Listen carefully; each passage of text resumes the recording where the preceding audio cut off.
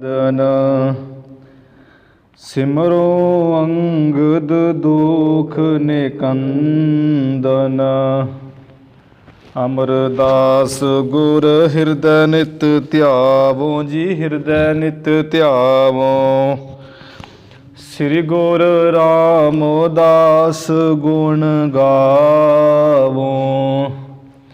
ਸ੍ਰੀ ਅਰਜਨ ਬਿਘਨਨ ਕੇ ਨਾਸਕ, ਬਿਘਨਨ ਕੇ ਨਾਸਕ। ਹਰਿ ਗੋਬਿੰਦ ਸੁਭ ਸਮਤ ਪ੍ਰਕਾਸ਼ਕ। ਸ੍ਰੀ ਹਰਿ ਰਾਇ ਨਮੋ ਕਰ ਜੋਰੀ, ਨਮੋ ਕਰ ਜੋਰੀ। ਗੁਰ ਹਰਿ ਕ੍ਰਿਸ਼ਨ ਮਨਾਏ ਬਹੋਰੀ।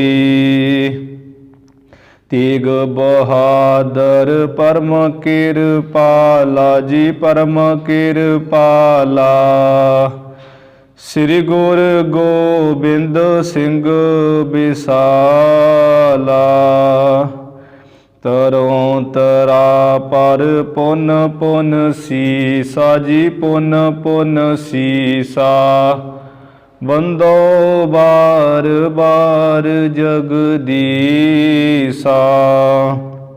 ਜਿਸ ਮਹਿ ਅੰਮ੍ਰਿਤ ਗਿਆਨ ਹੈ, ਮਾਣਿਕ ਭਗਤ ਵੈਰਾਗ। ਗੁਰੂ ਗ੍ਰੰਥ ਸਾਹਿਬ ਉਦਦ, ਬੰਦੋ ਕਰ ਅਨੁਰਾਗ। ਸ੍ਰੀ ਗੁਰ ਸ਼ਬਦ ਕਮਾਏ ਜਿਨ, ਜੀਤੇ ਪੰਚ ਵਿਕਾਰ। ਤਿਨ ਸੰਤਨ ਕੋ ਬੰਦਨਾ, ਸਿਰ ਚਰਨਨ ਪਰ ਧਾਰ। ਏਕ ਓੰਕਾਰਾ ਸਤਿਗੁਰੂ, ਤਿਹ ਪ੍ਰਸਾਦਿ ਸਚ ਹੋਏ। ਵਾਹਿਗੁਰੂ ਜੀ ਕੀ ਫਤਿਹ, ਵਿਘਨ ਵਿਨਾਸ਼ਨ ਸੋਏ। ਵਾਹਿਗੁਰੂ ਜੀ ਕੀ ਫਤਿਹ, ਵਿਘਨ ਵਿਨਾਸ਼ਨ ਸੋਏ। ਸਤਿਨਾਮ ਸ੍ਰੀ ਵਾਹਿਗੁਰੂ ਸਾਹਿਬ ਜੀ।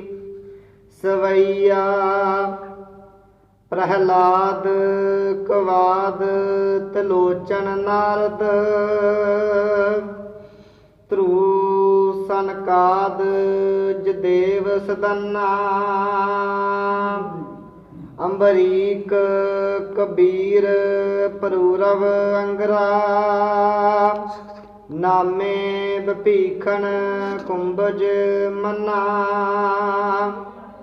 ਪ੍ਰਹਲਾਦ ਕਵਾਦ ਤਿਲੋਚਨ ਨਾਰਦ। ਧਰੂ ਸਨਕਾਦ ਜਦੇਵ ਸਦਨਾ। ਵਾਹਿਗੁਰੂ ਜੀ ਕਾ ਖਾਲਸਾ, ਵਾਹਿਗੁਰੂ ਜੀ ਕੀ ਫਤਿਹ। ਦੀਨ ਦਿਆਲ ਭਗਤ ਵਤਸਲ ਪਤਿਤ ਪਾਵਨ ਸਤਿਗੁਰੂ ਧੰਨ ਧੰਨ ਸ੍ਰੀ ਗੁਰੂ ਨਾਨਕ ਦੇਵ ਸਾਹਿਬ ਜੀ ਮਹਾਰਾਜ, ਅੰਮ੍ਰਿਤ ਕੇ ਦਾਤੇ, ਪੰਥ ਦੇ ਵਾਲੀ, ਸਾਹਿਬੇ ਕਮਾਲ। ਧੰਨ ਧੰਨ ਸ੍ਰੀ ਗੁਰੂ ਗੋਬਿੰਦ ਸਿੰਘ ਸਾਹਿਬ ਜੀ ਮਹਾਰਾਜ। ਦਸੇ ਗੁਰੂ ਸਾਹਿਬਾਨਾਂ ਦੀ ਆਤਮਕ ਜੋਤ, ਬਾਣੀ ਸਰੂਪ, ਚਵਰ ਛਤਰ ਸਿੰਘਾਸਣ ਤਖਤਾਂ ਦੇ ਮਾਲਕ। ਧੰਨ ਧੰਨ ਸ੍ਰੀ ਗੁਰੂ ਗ੍ਰੰਥ ਸਾਹਿਬ ਜੀ ਮਹਾਰਾਜ। ਸਤਿਗੁਰੂ ਜੀ ਦੀ ਸਾਜੀ ਨਿਵਾਜੀ, ਗੁਰੂ ਰੂਪ, ਗੁਰੂ ਪਿਆਰੀ, ਗੁਰੂ ਖਾਲਸਾ ਸਾਧ ਸੰਗਤ ਜੀਓ। ਆਪ ਜੀ ਮਹਾਨ ਕਰਮਾਂ ਵਾਲੇ ਹੋ, ਵੱਡਿਆਂ ਭਾਗਾਂ ਵਾਲੇ ਹੋ, ਜੋ ਸੰਧਿਆ ਦੇ ਸਮੇਂ ਤੋਂ ਹੀ ਸ੍ਰੀ ਗੁਰੂ ਅਰਜਨ ਦੇਵ ਮਹਾਰਾਜ ਜੀ ਦੇ ਪਾਵਨ ਪਵਿੱਤਰ ਸਥਾਨ ਵਿਖੇ ਹਾਜ਼ਰੀਆਂ ਭਰ ਕੇ ਸ੍ਰੀ ਗੁਰੂ ਗ੍ਰੰਥ ਸਾਹਿਬ ਮਹਾਰਾਜ ਜੀ ਦਰਸ਼ਨ ਕਰਕੇ ਆਪਣੇ ਇਸ ਮਨੁੱਖਾ ਜਨਮ ਨੂੰ, ਇਸ ਸਰੀਰ ਨੂੰ ਸਫਲਾ ਕਰ ਰਹੇ ਹੋ।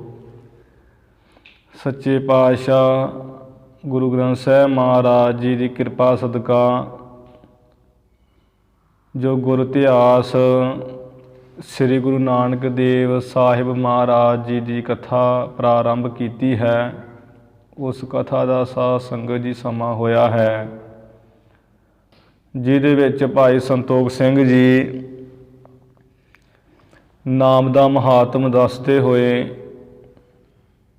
ਕਿ ਇਸ ਨਾਮ ਨੂੰ ਜਿਨ੍ਹਾਂ ਜਿਨ੍ਹਾਂ ਜਪਿਆ ਹੈ ਉਹ ਜੁਗਾਂ ਜੁਗਾਂ ਵਿੱਚ ਭਗਤ ਅਮਰ ਹੈ। ਨਾਮ ਦੀ ਕਮਾਈ ਕਰਕੇ ਨਾਮ ਨੂੰ ਉਹਨਾਂ ਨੇ ਆਪਣੇ ਹਿਰਦੇ 'ਚ ਵਸਾਇਆ, ਨਾਮ ਨੂੰ ਜਪਿਆ, ਜਿਹਦੇ ਕਰਕੇ ਨੀਚ ਜਾਤ ਉੱਤਮ ਭਇਆ। ਜਿਸ ਨੀਚ ਕੋ ਕੋਈ ਨਾ ਜਾਣੈ, ਨਾਮ ਜਪਤ ਉਹ ਚਹੁ ਕੁੰਟ ਮਾਨੈ।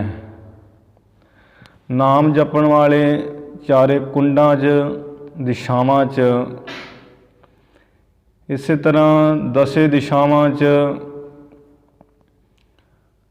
ਉਹ ਮੰਨੇ ਜਾਂਦੇ ਹੈ, ਜਾਣੇ ਜਾਂਦੇ ਹੈ। ਗੁਰਬਾਣੀ 'ਚ ਵੀ ਅਨੇਕ ਪ੍ਰਮਾਣ ਹੈ। ਸੁਣ ਸਾਖੀ ਮਨ ਜਪ ਪਿਆਰ, ਅਜਾਮਲ ਉਦਰਿਆ ਕਹਿ ਇੱਕ ਬਾਰ। ਵਾਲਮੀਕਿ ਹੋਆ ਸਾਧ ਸੰਗ, ਧਰੂ ਕੋ ਮਿਲਿਓ ਹਰ ਨਿਸੰਗ। ਕਬੀਰ ਧਿਆਇਓ ਏਕ ਰੰਗ, ਨਾਮ ਦੇਵ ਹਰ ਜੀਉ ਬਸਹਿ ਸੰਗ। ਰਵਿਦਾਸ ਧਿਆਏ ਪ੍ਰਭ ਅਨੂਪ, ਗੁਰੂ ਨਾਨਕ ਦੇਵ ਗੋਵਿੰਦ ਰੂਪ। ਸ੍ਰੀ ਗੁਰੂ ਅਰਜਨ ਦੇਵ ਸਾਹਿਬ ਜੀ ਵੀ ਕਹਿੰਦੇ ਹੈ, ਭਾਈ ਤੂੰ ਮਨ ਵਿੱਚ ਧਿਆਨ ਦੇ, ਸੁਣ ਤੇ ਸੁਣ ਸਾਖੀ, ਤੂੰ ਸਾਖੀ ਸੁਣ, ਫਿਰ ਜਪ ਤੇ ਪਿਆਰ ਕਰ। ਮਹਾਰਾਜ ਕਿਹਨਾਂ ਨੂੰ ਸੁਣਿਆ ਜਾਵੇ? ਗੁਰੂ ਜੀ ਕਹਿੰਦੇ ਹੈ ਕਿ ਅਜਾਮਲ ਉਦਰਿਆ ਕਹਿ ਕਬਾਰ, ਵਾਲਮੀਕਿ ਹੋਆ ਸਾਧ ਸੰਗ, ਧਰੂ ਕੋ ਮਿਲਿਓ ਹਰ ਨਿਸੰਗ। ਭਗਤਾਂ ਦੇ ਨਾਮ ਦੱਸਦੇ ਹੋਏ ਤੇ ਉਹ ਸਾਖੀਆਂ ਸਾਰੀਆਂ ਬਸੰਤ ਰਾਗ ਦੇ ਵਿੱਚ ਸੱਚੇ ਪਾਤਸ਼ਾਹ ਜੀ ਨੇ ਅੰਕਿਤ ਕੀਤੀਆਂ ਹਨ। ਭਾਈ ਸੰਤੋਖ ਸਿੰਘ ਜੀ ਨੇ ਵੀ ਉਹਨਾਂ ਭਗਤਾਂ ਦੀ ਮਹਿਮਾ ਕਰਦੇ ਹੋਏ ਨਾਲ ਜਣਾਇਆ ਹੈ ਕਿ ਸੰਸਾਰ 'ਤੇ ਭਾਵੇਂ ਜੀਵਾਂ ਨੇ ਨਾਮ ਦੇ ਪ੍ਰਤਾਪ ਨੂੰ, ਵਡਿਆਈ ਨੂੰ ਨਹੀਂ ਸਮਝਿਆ, ਪਰ ਇਹਦਾ ਮਤਲਬ ਇਹ ਨਹੀਂ ਕਿ ਸਾਰੇ ਇਸੇ ਤਰ੍ਹਾਂ ਹੋ ਗਏ। ਸ਼ੇਸ਼ਨਾਗ ਨੂੰ ਵੇਖੋ, ਜਿਹਨੇ ਨਾਮ ਦੀ ਕਮਾਈ ਕੀਤੀ ਹੈ ਤੇ ਜਿਸ ਨੇ ਧਰਤੀ ਨੂੰ ਫੁੱਲ ਦੀ ਤਰ੍ਹਾਂ ਆਪਣੇ ਸਿਰੀ 'ਤੇ ਰੱਖਿਆ ਹੋਇਆ ਹੈ। 7 ਸਮੁੰਦਰ ਹੈ, ਜੀਵਾਂ ਦਾ ਕੋਈ ਅੰਤ ਨਹੀਂ, ਦੁਨੀਆ ਦਾ ਕੋਈ ਅੰਤ ਨਹੀਂ, ਬਨਸਪਤੀ ਰੁੱਖਾਂ ਦਾ ਕੋਈ ਅੰਤ ਨਹੀਂ, ਪਹਾੜਾਂ ਦਾ ਕੋਈ ਅੰਤ ਨਹੀਂ, ਬੰਦੇ ਦੇ ਬਣਾਏ ਹੋਏ ਯੰਤਰਾਂ ਦਾ ਕੋਈ ਅੰਤ ਨਹੀਂ। ਪਰ ਉਹ ਨਾਮ ਦੇ ਪ੍ਰਤਾਪ ਕਰਕੇ ਸ਼ੇਸ਼ਨਾਗ ਨੇ ਆਪਣੇ ਸੀਸ 'ਤੇ ਧਰਤੀ ਟਿਕਾਈ ਹੋਈ ਹੈ। ਨਾਮ ਦੇ ਪ੍ਰਤਾਪ ਨਾਲ ਹੀ ਸ਼ਿਵ ਭਗਵਾਨ ਨੇ ਜਿਹੜੀ ਜ਼ਹਿਰ ਆਪਣੇ ਕੰਠ 'ਚ ਰੱਖੀ ਹੈ ਤੇ ਆਪਣਾ ਨਾਮ ਨੀਲਕੰਠ ਰੱਖ ਲਿਆ ਹੈ। ਨਾਮ ਦੇ ਪ੍ਰਤਾਪ ਕਰਕੇ ਹੀ ਬ੍ਰਹਮਾ ਨੇ 10 ਪਦਮ ਜਾਂ 10 ਲੱਖ ਵਰਾ ਤਪ ਕਰਕੇ ਇਸ ਸ੍ਰਿਸ਼ਟੀ ਨੂੰ ਸਾਜਣ ਦੀ ਜਿਹੜਾ ਬਲ ਪਾਇਆ ਹੈ। ਭਗਤ ਪ੍ਰਹਲਾਦ, ਭਗਤ ਧਰੂ, ਭਗਤ ਵਾਲਮੀਕ, ਭਗਤ ਤਰਲੋਚਨ, ਭਗਤ ਨਾਰਦ, ਇਹਨਾਂ ਨੇ ਨਾਮ ਦੀ ਮਹਿਮਾ ਨਾਲ ਹੀ ਪ੍ਰਸਿੱਧ ਆਪਣੇ ਆਪ ਵਿੱਚ ਹੋਏ ਹੈ। ਅੱਗੇ ਵੀ ਜਿਵੇਂ ਜਿਹੜੇ ਭਗਤਾਂ ਨੇ ਨਾਮ ਜਪਿਆ, ਕਵੀ ਸਾਹਿਬ ਜੀ ਨੇ ਉਹਨਾਂ ਦੇ ਨਾਮ ਦਿੱਤੇ ਹੈ। ਤਕਰੀਬਨ ਇਹ ਸਾਰੇ ਨਾਮ ਸ੍ਰੀ ਗੁਰੂ ਗ੍ਰੰਥ ਸਾਹਿਬ ਜੀ ਵਿੱਚ ਆ ਜਾਂਦੇ ਹੈ। ਉਹਨਾਂ ਨਾਮ ਵਾਲਿਆਂ ਨੇ ਕਿਵੇਂ ਭਗਤੀ ਕੀਤੀ, ਉਹ ਕਵੀ ਸਾਹਿਬ ਜੀ ਅੱਗੇ ਕਥਾ ਸਾਨੂੰ ਸਰਵਣ ਕਰਾ ਰਹੇ ਹਨ। ਆਪਾਂ ਸਰਵਣ ਕਰੀਏ। ਸਰਵਣ ਕਰਨ ਤੋਂ ਪਹਿਲਾਂ ਗੁਰੂ ਜੀ ਦੇ ਚਰਨਾਂ ਵਿੱਚ ਨਿਵਾਓ ਸੀਸ।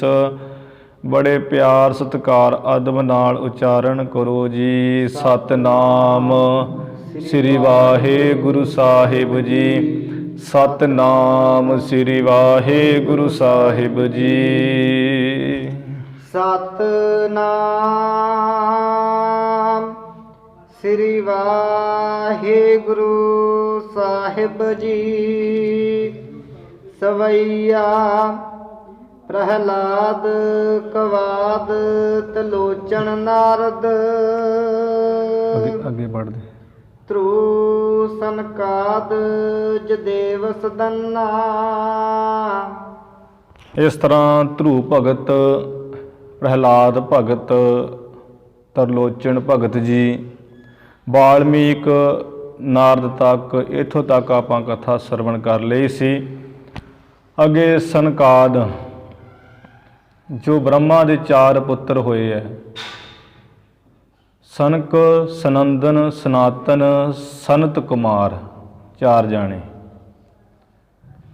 ਇਹ ਵੀ ਐਸੇ ਭਗਤ ਹੋਏ ਹੈ ਜਿਹੜੇ ਪਰਮੇਸ਼ਰ ਦੀ ਭਗਤੀ 'ਚ ਸਦਾ ਹੀ ਲੱਗੇ ਰਹੇ ਹੈ, ਅੱਜ ਵੀ ਅਮਰ ਹੈ।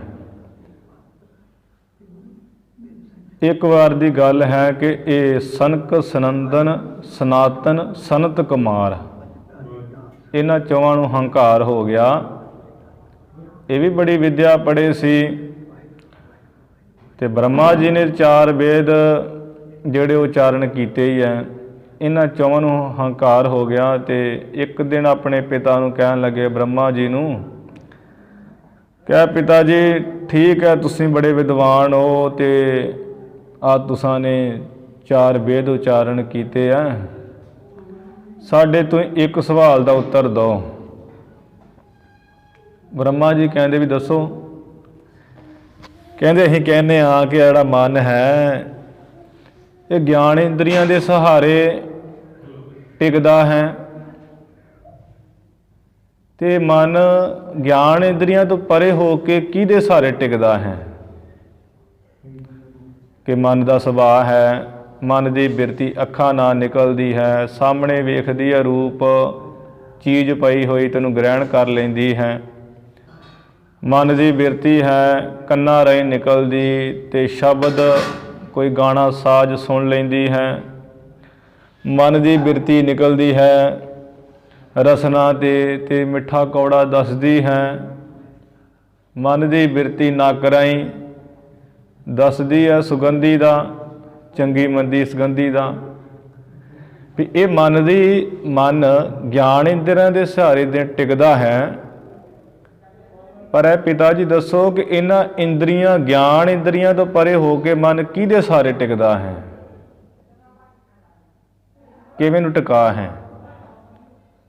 ਬ੍ਰਹਮਾ ਜੀ ਨੂੰ ਕੋਈ ਜਵਾਬ ਨਾ ਆਏ।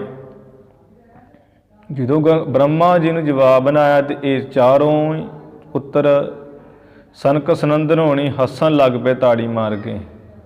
ਕਹਿੰਦੇ ਐਵੇਂ ਤੁਸੀਂ ਵਿਦਵਾਨ ਬਣੇ ਫਿਰਦੇ ਹੋ, ਆ 4 ਬ੍ਰਹਮਾ ਆਪ ਤੁਸੀਂ 4 ਵੇਦ ਉਚਾਰੇ ਆ ਤੇ ਇੱਕ ਨਿੱਘੇ ਜਿਹੇ ਸਵਾਲ ਦਾ ਉੱਤਰ ਹੀ ਨਹੀਂ ਦੇ ਸਕੇ। ਜਦੋਂ ਹੁਣ ਇਹ ਹੱਸਣ, ਪੁੱਤ ਹੱਸਣ ਪਿਓ ਦੇ ਅੱਗੇ ਤੇ ਪਿਓ ਤੇ ਫਿਰ ਨਿਮਾਣਾ ਹੋਵੇਗਾ ਹੀ। ਬ੍ਰਹਮਾ ਦੀ ਅੱਖਾਂ 'ਚ ਪਾਣੀ ਆ ਗਿਆ ਉਦੋਂ, ਯਾਰ ਤੇ ਹੱਦ ਹੋ ਗਈ ਆ, ਮੇਰੇ ਬੱਚਿਆਂ ਨੇ ਮੈਨੂੰ ਚੁੱਪ ਕਰਾ ਛੱਡਿਆ ਹੈ। ਫਿਰ ਇਸ ਬ੍ਰਹਮਾ ਨੇ ਅਖੀਰੀ ਜਦੋਂ ਕੋਈ ਵਾਹ ਪੇਸ਼ ਨਾ ਗਈ, ਕਹਿੰਦਾ ਹੇ ਪਰਮੇਸ਼ਰ ਤੂੰ ਹੀ ਇਹਨਾਂ ਨੂੰ ਜਵਾਬ ਦੇ, ਮੇਰੀ ਤੇ ਇਹਨਾਂ ਨੇ ਮੱਤ ਮਾਰ ਦਿੱਤੀ ਹੈ। ਉਸ ਵਕਤ ਕਹਿੰਦੇ ਭਗਵਾਨ ਨੇ ਹੰਸਾ ਅਵਤਾਰ ਧਾਰਨ ਕੀਤਾ। ਹੰਸ ਦਾ ਅਵਤਾਰ ਧਾਰਨ ਕਰਕੇ ਤੇ ਉਹਦੇ ਖੰਭਾਂ ਦੇ ਉੱਪਰ ਵੇਦ ਦੀਆਂ ਸੁਰਤੀਆਂ ਲਿਖੀਆਂ ਹੋਈਆਂ ਹੈ, ਵੇਦ ਮੰਤਰ। ਜਿਵੇਂ ਆਪਣੇ ਗੁਰਬਾਣੀ 'ਚ ਤੁਕਾਂ ਹੈ ਤੇ ਇਹ ਤੁਕਾਂ ਹੈ ਤੇ ਵੇਦ ਵਿੱਚ ਉਹਨਾਂ ਨੂੰ ਕਹੀਦਾ ਹੈ ਸੁਰਤੀਆਂ, ਸ਼ਲੋਕਾਂ ਨੂੰ। ਉਹ ਸੁਰਤੀਆਂ ਖੰਭਾਂ 'ਤੇ ਲਿਖੀਆਂ ਹੋਈਆਂ ਤੇ ਸਾਹਮਣੇ ਇਹਨਾਂ ਦੇ ਆ ਕੇ ਬਹਿ ਗਿਆ ਹੰਸ। ਪਰਮੇਸ਼ਰ ਹੰਸਾ ਅਵਤਾਰ 'ਚ ਸਨਕ, ਸਨੰਦਨ ਹੋਣੀ ਵੇਖ ਕੇ ਹੈਰਾਨ ਹੋ ਗਏ ਵੀ ਇਹ ਕਿੱਦਾਂ ਦਾ ਪੰਛੀ ਹੈ, ਵੇਦਾਂ ਦੀਆਂ ਸੁਰਤੀਆਂ 'ਤੇ ਲਿਖੀਆਂ ਪਈਆਂ ਹੈ। ਹੈਰਾਨ ਜੇ ਤੇ ਹੋ ਕੇ ਤੇ ਫਿਰ ਕਹਿਣ ਲੱਗੇ ਵੀ ਇਹ ਤਾਂ ਲੱਗਦਾ ਕੋਈ ਮਹਾਨ ਹੀ ਹੈ। ਆਪੋ ਵਿੱਚ ਕਹਿ ਕੇ ਕਹਿੰਦੇ ਵੀ ਤੁਸੀਂ ਸਾਨੂੰ ਕੋਈ ਮਹਾਨ ਲੱਗਦੇ ਹੋ, ਤੁਸੀਂ ਕੌਣ ਹੋ? ਉਹ ਅੱਗੋਂ ਹੰਸਾ ਅਵਤਾਰ ਬੋਲਿਆ ਕਿ ਕੌਣ ਹੋ, ਇਹ ਕੌਣ ਹੋ ਕੀ ਹੁੰਦਾ ਹੈ। ਇਹ ਵਿਦਵਾਨਾਂ ਦੀ ਬੋਲੀ ਹੈ ਵੀ ਤੁਸੀਂ ਕੌਣ ਹੋ, ਕੌਣ ਕਿਹਨੂੰ ਕਹੀਦਾ ਹੈ। ਜੋ ਤੁਹਾਡੇ ਵਿੱਚ ਹੈ ਉਹੀ ਮੇਰੇ ਵਿੱਚ ਹੈ, ਜੋ ਤੁਸੀਂ ਉਹ ਮੈਂ ਹਾਂ। ਕਹਿਣ ਦਾ ਮਤਲਬ ਵੀ ਬ੍ਰਹਮ, ਤੁਹਾਡੇ ਵਿੱਚ ਵੀ ਉਹ ਬ੍ਰਹਮ ਦੀ ਸੱਤਾ ਹੈ, ਮੇਰੇ ਵਿੱਚ ਵੀ ਬ੍ਰਹਮ ਦੀ ਸੱਤਾ ਹੈ। ਤੇ ਫਿਰ ਕੌਣ ਦਾ ਮਤਲਬ ਕੀ ਹੁੰਦਾ ਭਲਾ, ਕੌਣ ਕੀ ਹੁੰਦਾ ਹੈ। ਇਹ ਤੇ ਨਿਰੁੱਤਰ ਹੋ ਗਏ ਵੀ ਇਹ ਤੇ ਚੰਗੀ ਗੱਲ ਆਖੀ ਹੈ ਵੀ ਕੌਣ ਕੀ ਹੁੰਦਾ ਹੈ। ਫਿਰ ਚੁੱਪ ਕਰਕੇ ਕਹਿੰਦੇ ਵੀ ਨਹੀਂ ਜੀ ਸਾਨੂੰ ਮਾਫ ਕਰੋ, ਅਸੀਂ ਤੇ ਆਪਣੇ ਪਿਤਾ ਜੀ ਨੂੰ ਸਵਾਲ ਪੁੱਛਿਆ ਸੀ ਕਿ ਆਹ ਮਨ ਜਿਹੜਾ ਹੈ ਤੇ ਇਹ ਗਿਆਨ ਇੰਦਰੀਆਂ ਦੇ ਭਾਵ ਰੂਪ ਰਸ ਸਪਰਸ਼ ਗੰਧ ਦੇ ਸਹਾਰੇ ਰਹਿੰਦਾ। ਮਨ ਦੀ ਬਿਰਤੀ ਨਿਕਲਦੀ ਅੱਖਾਂ ਰਾਹੀਂ ਸਾਹਮਣੇ ਚੀਜ਼ ਵੇਖਦਾ ਹੈ ਤੇ ਮਨ ਮੰਨ ਜਾਂਦਾ ਹੈ ਗੱਲ ਨੂੰ ਵੀ ਹਾਂ ਉਹ ਪਿਆ ਹੈ। ਪਰ ਇਹਨਾਂ ਤੋਂ ਪਰੇ ਹੋ ਕੇ ਮਨ ਕਿੱਥੇ ਟਿਕਦਾ ਸੀ, ਇਹ ਪੁੱਛਿਆ ਸੀ ਤੇ ਸਾਡੇ ਪਿਤਾ ਨੂੰ ਜਵਾਬ ਨਹੀਂ ਸੀ ਆਇਆ। ਤੁਸੀਂ ਦੱਸੋ ਕਿਹਦੇ ਸਹਾਰੇ ਟਿਕਦਾ ਹੈ।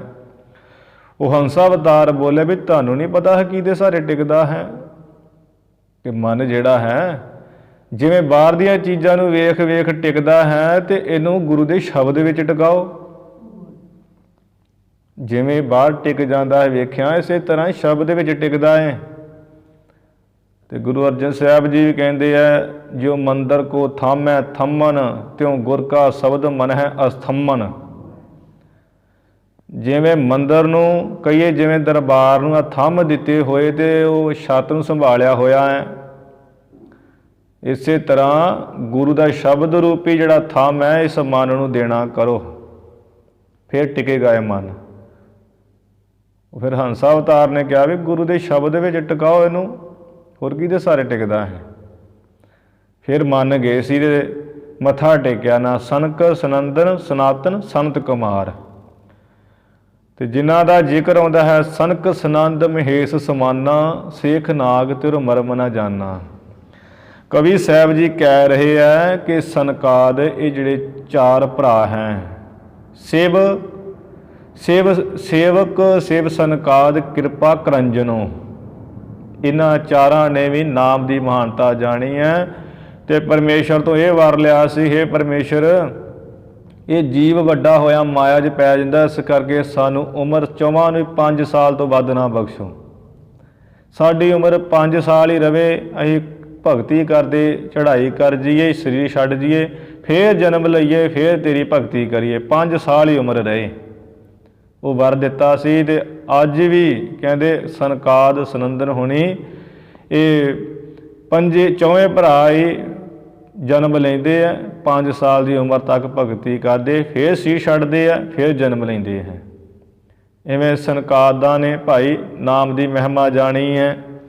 ਫਿਰ ਜੈਦੇਵ ਜੋ ਜੈਦੇਵ ਭਗਤ ਹੋਇਆ ਹੈ, ਜਿਨ੍ਹਾਂ ਦੇ ਬਚਨ ਗੁਰਬਾਣੀ 'ਚ ਆਉਂਦੇ ਹੈ ਕਿ ਪਰਮਾਦ ਪੁਰਖ ਮਨੋ ਪਿਮੰ ਸਤ ਆਦ ਭਾਵ ਰਤੰ ਪਰਮਦ ਭੁਤੰ ਪਰ ਕਿਰਤ ਪਰੰ ਜਦ ਚਿੰਤ ਸਰਬ ਗਤੰ ਕੇਵਲ ਰਾਮ ਨਾਮ ਮਨੋਰਮੰ ਵਦ ਅੰਮ੍ਰਿਤ ਤਤਮਯੰ ਨਾ ਦਨੋਤ ਜਾ ਸਮਰਣੇਣ ਜਨਮ ਜਰਾਦ ਮਰਨ ਭਯੰ ਗੋਬਿੰਦ ਦੇਤ ਨਾ ਜਪ ਨਰ ਸਕਲ ਸਿੱਧ ਪਦੰ ਜੈ ਦੇਵ ਆਇਓ ਤਸ ਸਫਟੰ ਭਵ ਭੂਤ ਸਰਬ ਗਤੰ। ਭਗਤ ਜੈਦੇਵ ਜੀ ਦਾ ਇਹ ਸ਼ਬਦ ਆਉਂਦਾ ਗੁਰਬਾਣੀ ਵਿੱਚ। ਜੋ ਜੈਦੇਵ ਬੜਾ ਵਿਦਵਾਨ ਸੀ ਪਰ ਵਿਦਵਾਨੀ ਨਹੀਂ ਝਾੜੀ, ਭਗਤੀ ਕੀਤੀ ਪਰਮੇਸ਼ਰ ਦੀ। ਗੁਰੂ ਅਰਜਨ ਸਾਹਿਬ ਜੀ ਕਹਿੰਦੇ ਹੈ ਜੈਦੇਵ ਤਿਆਗਿਓ ਅਹਮੇਵ, ਕਿ ਜੈਦੇਵ ਭਗਤ ਐਸਾ ਹੋਇਆ ਅੱਜ ਨੇ ਅਹਮੇਵ ਕਹੀਏ ਹੰਕਾਰ ਨੂੰ ਤਿਆਗਿਆ ਹੈ, ਤਾਂ ਗੁਰਬਾਣੀ ਲਿਖੀ ਗਈ ਹੈ।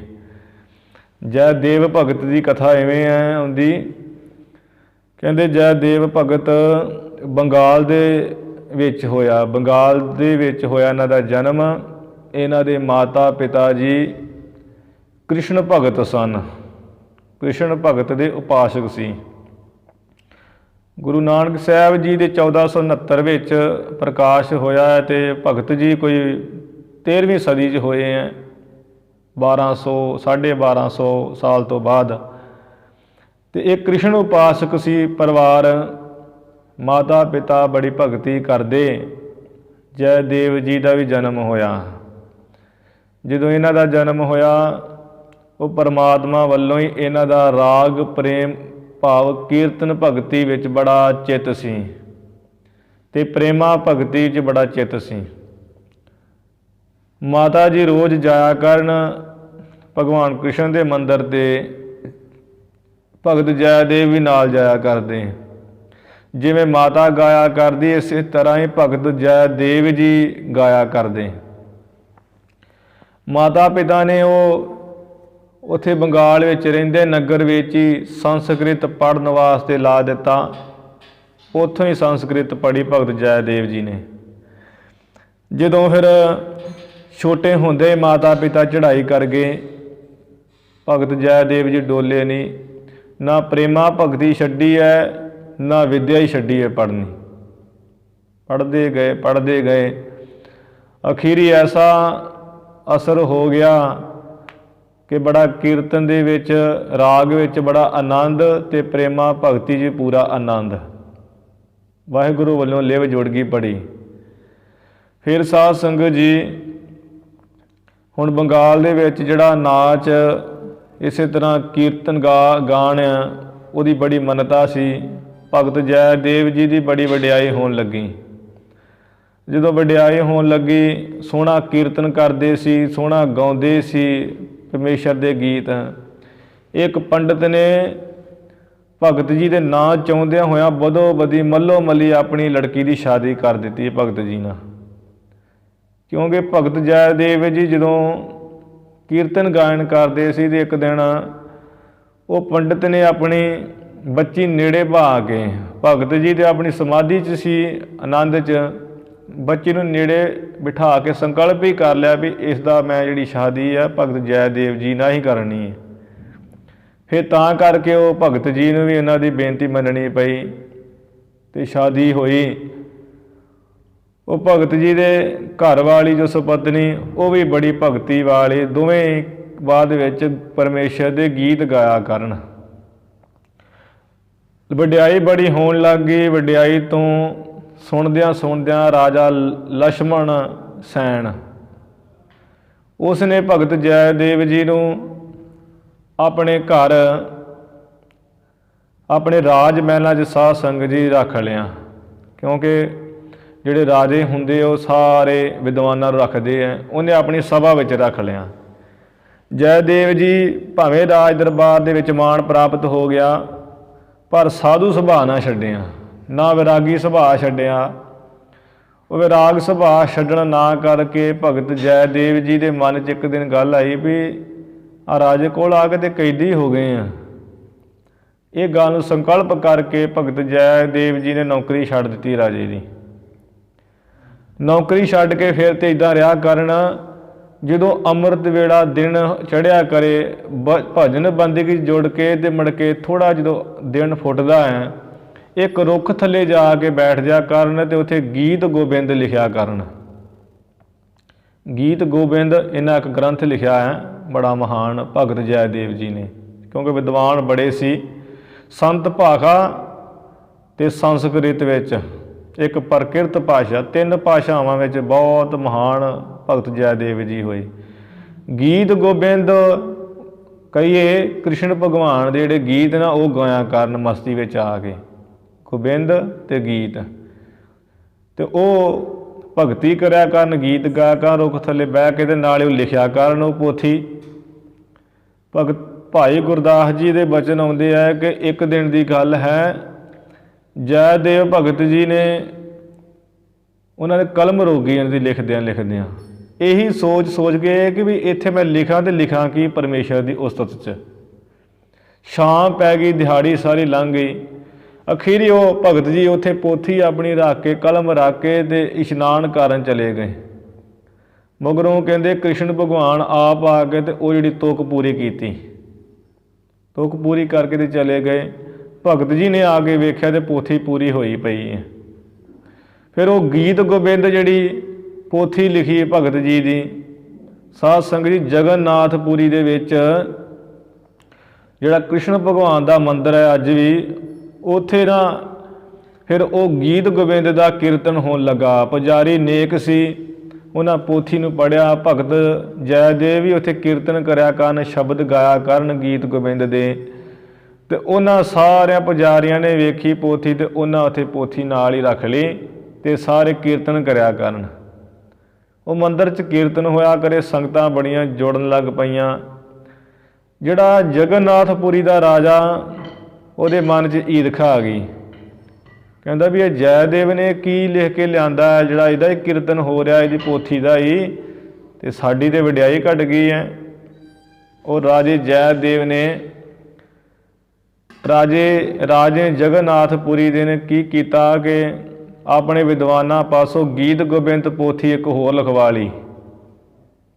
ਹੁਣ ਜਿਹੜੀ ਭਗਤ ਜੈਦੇਵ ਜੀ ਨੇ ਲਿਖੀ, ਉਹ ਤਾਂ ਪ੍ਰੇਮਾ ਭਗਤੀ ਦੀ ਲਿਖੀ ਹੈ, ਪ੍ਰੇਮ ਵਿੱਚ ਭਿੱਜ ਕੇ, ਅਤੇ ਭਗਵਾਨ ਨੇ ਆਪ ਵਿੱਚ ਲਿਖੀ ਹੈ, ਤੁਕ ਪੂਰੀ ਕੀਤੀ ਹੈ। ਇੱਧਰ ਇਹਨੇ ਧੱਕੇ ਨਾਲ ਲਿਖਵਾ ਲਈ ਵਿਦਵਾਨਾਂ ਪਾਸੋਂ। ਜਦੋਂ ਪੋਥੀ ਲਿਖਵਾ ਲਈ, ਕਹਿੰਦਾ ਜਾ ਕੇ ਪੁਜਾਰੀ ਨੂੰ ਜਗਨਨਾਥਪੁਰੀ ਵਿੱਚ, ਰਾਜਾ ਵੀ ਆ ਜੈਦੇਵ ਦੀ ਜਿਹੜੀ ਪੋਥੀ ਹੈ ਇੱਥੇ ਮੰਦਿਰ 'ਚੋਂ ਕੱਢੋ, ਅਤੇ ਮੇਰੇ ਵਾਲੀ ਪੋਥੀ ਜਿਹੜੀ ਇੱਥੇ ਰੱਖੋ, ਇਹਦਾ ਕੀਰਤਨ ਹੋਇਆ ਕਰੇ। ਪੁਜਾਰੀ ਕਹਿਣ ਲੱਗੇ ਵੀ ਇਹ ਜਿਹੜੀ ਪੋਥੀ ਗੀਤ ਗੋਬਿੰਦ ਜੈਦੇਵ ਦੀ, ਇਹ ਪਰਮੇਸ਼ਰ ਨੂੰ ਪ੍ਰਵਾਨ ਹੈ, ਭਗਵਾਨ ਨੂੰ। ਕਹਿੰਦਾ ਵੀ ਮੈਂ ਕਿਵੇਂ ਮੰਨਾਂ, ਪ੍ਰਵਾਨ ਹੈ, ਤੁਸੀਂ ਮੇਰੀ ਪੋਥੀ ਰੱਖੋ ਇੱਥੇ। ਪੁਜਾਰੀ ਕਹਿਣ ਲੱਗਾ ਵੀ ਇਹ ਪੋਥੀਆਂ, ਇਹ ਤਾਂ ਭਗਵਾਨ ਹੀ ਜਿਹੜਾ ਹੈ ਨਿਰਣਾ ਕਰੂ ਵੀ ਕਿਹੜੀ ਪੋਥੀ ਪ੍ਰਵਾਨ ਹੈ ਉਸ ਨੂੰ। ਕਹਿੰਦਾ ਠੀਕ ਹੈ। ਫਿਰ ਉਹ ਪੋਥੀਆਂ ਕਹਿੰਦੇ ਮੂਰਤੀ ਦੇ ਅੱਗੇ ਰੱਖੀਆਂ ਗਈਆਂ, ਸਾਰਿਆਂ ਦੇ ਸਾਹਮਣੇ ਰੱਖੀਆਂ ਗਈਆਂ, ਅਤੇ ਉਹ ਐਸਾ ਕੌਤਕ ਵਰਤਿਆ ਵੀ ਜਿਹੜੀ ਭਗਤ ਜੈਦੇਵ ਦੀ ਪੋਥੀ ਉਹ ਤਾਂ ਰਹੀ ਉੱਥੇ ਹੀ, ਅਤੇ ਗੁਪਤ ਸ਼ਕਤੀ ਨਾਲ ਜਿਹੜੀ ਇਹਦੀ ਰਾਜ ਦੀ ਪੋਥੀ ਹੈ, ਇਹ ਕਹਿੰਦੇ ਆਪਣੇ ਆਪ ਹੀ ਜਿਹੜੇ ਬਾਹਰ ਲੋਕ ਸਨ ਉਹਨਾਂ ਵਿੱਚ ਪੋਥੀ ਆ ਗਈ। ਜਦੋਂ ਪੋਥੀ ਬਾਹਰ ਆ ਗਈ, ਰਾਜ ਨੂੰ ਵੇਖ ਕੇ ਬੜੀ ਸ਼ਰਮ ਆਈ ਵੀ ਇਹ ਮੇਰਾ ਤਾਂ ਭਾਂਡਾ ਫੁੱਟ ਗਿਆ ਹੈ। ਰਾਜ ਨੇ ਸੰਕਲਪ ਕਰ ਲਿਆ ਵੀ ਮੇਰੀ ਬੇਇੱਜ਼ਤੀ ਹੋ ਗਈ, ਮੈਂ ਡੁੱਬ ਕੇ ਸਮੁੰਦਰ 'ਚ ਮਰ ਜਾਣਾ ਹੈ। ਇਹ ਸਮੁੰਦਰ 'ਚ ਡੁੱਬ ਕੇ ਮਰਨ ਨੂੰ ਤਿਆਰ ਹੋ ਗਿਆ। ਭਗਵਾਨ ਨੇ ਫਿਰ ਦਰਸ਼ਨ ਦਿੱਤੇ, ਕਹਿੰਦੇ ਹੇ ਰਾਜਨ ਕਿਉਂ ਮਰਦਾ ਹੈ? ਵੇਖ ਜੈਦੇਵ ਨੇ ਪ੍ਰੇਮਾ ਭਗਤੀ ਕਰਕੇ ਉਹ ਪੋਥੀ ਲਿਖੀ ਹੈ, ਸਾਡੀ ਸਿਫਤ, ਅਤੇ ਤੇਰੇ ਵਿੱਚ ਤਾਂ ਕੋਈ ਇਹੋ ਜਿਹਾ ਪ੍ਰੇਮ ਹੈ ਨਹੀਂ ਹੈ, ਮਰਦਾ ਕਾਹਨੂੰ ਹੈ? ਈਰਖਾ ਮਨੋਂ ਕੱਢ, ਅਤੇ ਜਿਹੜੀ ਜੈਦੇਵ ਨੇ ਪੋਥੀ ਲਿਖੀ ਗੀਤ ਗੋਬਿੰਦ, ਉਹਦਾ ਕੀਰਤਨ ਕਰ, ਸਰਵਣ ਕਰ, ਅਤੇ ਉਹਦੀ ਸਲਾਹਤਾ ਕਰ। ਇਹ ਭਗਵਾਨ ਨੇ ਜਦੋਂ ਵਚਨ ਕੀਤੇ, ਦਰਸ਼ਨ ਕਰਦਿਆਂ ਇਹਦੇ ਅੰਦਰੋਂ ਈਰਖਾ ਮਰ ਗਈ। ਜਿਹੜੀ ਇਹਦੀ ਆਪਣੀ ਪੋਥੀ ਲਿਖੀ ਹੋਈ ਸੀ ਉਹ ਸਮੁੰਦਰ ਵਿੱਚ ਜਿਹੜੀ ਜਲ ਭੇਟਾ ਕਰ ਦਿੱਤੀ, ਜਲ ਪ੍ਰਵਾਹ ਕੀਤੀ। ਮੰਦਿਰ 'ਚ ਆ ਕੇ ਨਾਲੇ ਮਾਫੀ ਮੰਗੀ ਹੈ, ਨਾਲੇ ਫਿਰ ਉਹ ਗੀਤ ਗੋਬਿੰਦ ਪੋਥੀ ਦੇ ਵਿੱਚੋਂ ਹੀ ਆਪ ਵੀ ਕੀਰਤਨ ਕਰਦਾ ਹੈ, ਸਰਵਣ ਵੀ ਕਰਦਾ ਹੈ, ਗੀਤ ਗਾਇਨ ਕਰਦਾ ਹੈ ਗੋਬਿੰਦ ਦੇ। ਇਸ ਤਰ੍ਹਾਂ ਪਰਮੇਸ਼ਰ ਨੇ ਭਗਤ ਜੈਦੇਵ ਜੀ ਨੂੰ ਸਾਧ ਸੰਗਤ ਜੀ ਵਡਿਆਈ ਬਖਸ਼ੀ, ਅਤੇ ਉਸ ਜੈਦੇਵ ਭਗਤ ਜੀ ਨੇ ਨਾਮ ਦੀ ਮਹਿਮਾ ਜਾਣੀ ਹੈ। ਜੇ ਭਗਤ ਜੀ ਨੇ ਨਾਮ ਦੀ ਮਹਿਮਾ ਜਾਣੀ ਹੈ ਤਾਂ ਹੀ ਤਾਂ ਗੁਰਬਾਣੀ 'ਚ ਬਚਨ ਹੈ ਨਾ ਉਹਨਾਂ ਦੇ, ਤਾਂ ਹੀ ਗੁਰਬਾਣੀ 'ਚ ਗੁਰੂ ਅਰਜਨ ਸਾਹਿਬ ਮਹਾਰਾਜ ਨੇ ਸ਼ਬਦ ਲਿਖਿਆ ਹੈ, ਅਤੇ ਆਪ ਵੀ ਕਿਹਾ ਹੈ ਕਿ ਜੈਦੇਵ ਤਿਆਗਿਓ ਅਹਮੇਵ। ਵੀ ਇੰਨਾ ਵਿਦਵਾਨ ਸੀ ਜੈਦੇਵ ਭਗਤ ਜੀ। ਦਰਸ਼ਨ ਰਾਘਵ, ਗੀਤ ਗੋਬਿੰਦ, ਚੰਦਰ ਲੋਕ, ਇਹ 3 ਗ੍ਰੰਥ ਲਿਖੇ ਬੜੇ ਮਹਾਨ। ਇੰਨੇ ਵਿਦਵਾਨ ਹੁੰਦਿਆਂ ਹੋਇਆਂ ਵੀ ਤੇ ਜਿਹੜੇ ਸ਼ਾਂਤ ਰਹੇ ਹੈ। ਹੋਰ ਵੀ ਉਹਨਾਂ ਦੀ ਸਾਖੀਆਂ ਹੈ, ਇੱਥੇ ਆਪਾਂ ਇਸ਼ਾਰੇ ਟੂਕ ਮਾਤਰ ਸੁਣਾਈ ਹੈ ਕਿ ਭਗਤ ਜੈਦੇਵ ਜੀ ਨੇ ਉਹ ਪਰਮੇਸ਼ਰ ਦਾ ਨਾਮ ਜਪਿਆ ਹੈ ਭਾਈ। ਤ੍ਰੂ ਸੰਕਾਦ ਜਦੇਵ ਸਦਨਾ। ਇਸ ਤਰ੍ਹਾਂ ਜੇ ਪਹਿਲਾ ਅਰਥ ਲੱਗ ਜੇ ਵੀ ਸੰਕਾਦ ਜਦੇਵ ਸਧੰਨਾ, ਵੀ ਜੋ ਧਨਤਾ ਦੇ ਸਹਿਤ ਇਹ ਭਗਤ, ਪਰ ਇੱਥੇ ਸਧੰਨਾ ਪਾਠ ਜੇ ਕਰਾਂਗੇ ਤਾਂ ਸਦਨੇ ਦਾ ਵਾਚਕ ਹੈ, ਕਿਉਂਕਿ ਸਦਨਾ ਭਗਤ ਦਾ ਨਾਮ ਲਿਖਿਆ ਹੈ ਇੱਥੇ। ਅਤੇ ਜਦੋਂ ਸਦਨਾ ਭਗਤ ਦਾ ਨਾਮ ਪੜ੍ਹਨਾ ਹੈ ਤਾਂ ਫਿਰ ਸਧੰਨਾ ਕਰਕੇ ਪਾਠ ਪੜ੍ਹਿਆ ਜਾਏਗਾ, ਦੱਦਾ ਧੱਦਾ ਮਿਲ ਕੇ। ਅਤੇ ਸਦਨਾ ਭਗਤ ਹੋਇਆ ਹੈ ਜਿਸ ਨੇ ਨਾਮ ਦੀ ਵਡਿਆਈ ਜਾਣੀ ਹੈ। ਭਗਤ ਸਦਨਾ ਜੀ ਅਵਸਰ ਲੱਜਾ ਰਾਖ ਲਿਓ ਸਦਨਾ ਜਨ ਤੋਰਾ। हे परमेश्वर मेरी लाज रख, सदना जन तेरा ही है। सदना जात अजात कसाई, जो कसाई जात विचों सी। भगत सदने साध संगत जी हैदराबाद दे विच शेहवन नगर च रहिंदा सी भगत सदना जी। मुसलमानां विचों कसाई सी, मास की दुकान पाई हुई सी, मास वेचदा सी। एक दिन वो परमेश्वर की ऐसा कौतक वरतिया, कहते किसी अमीर आदमी जिहड़ा बीमार हो गया। वो बड़े डॉक्टर वैद सदे गए तो कहा भी ये तां ठीक हो सकता जे इसनूं मास की तरी दिती जाए।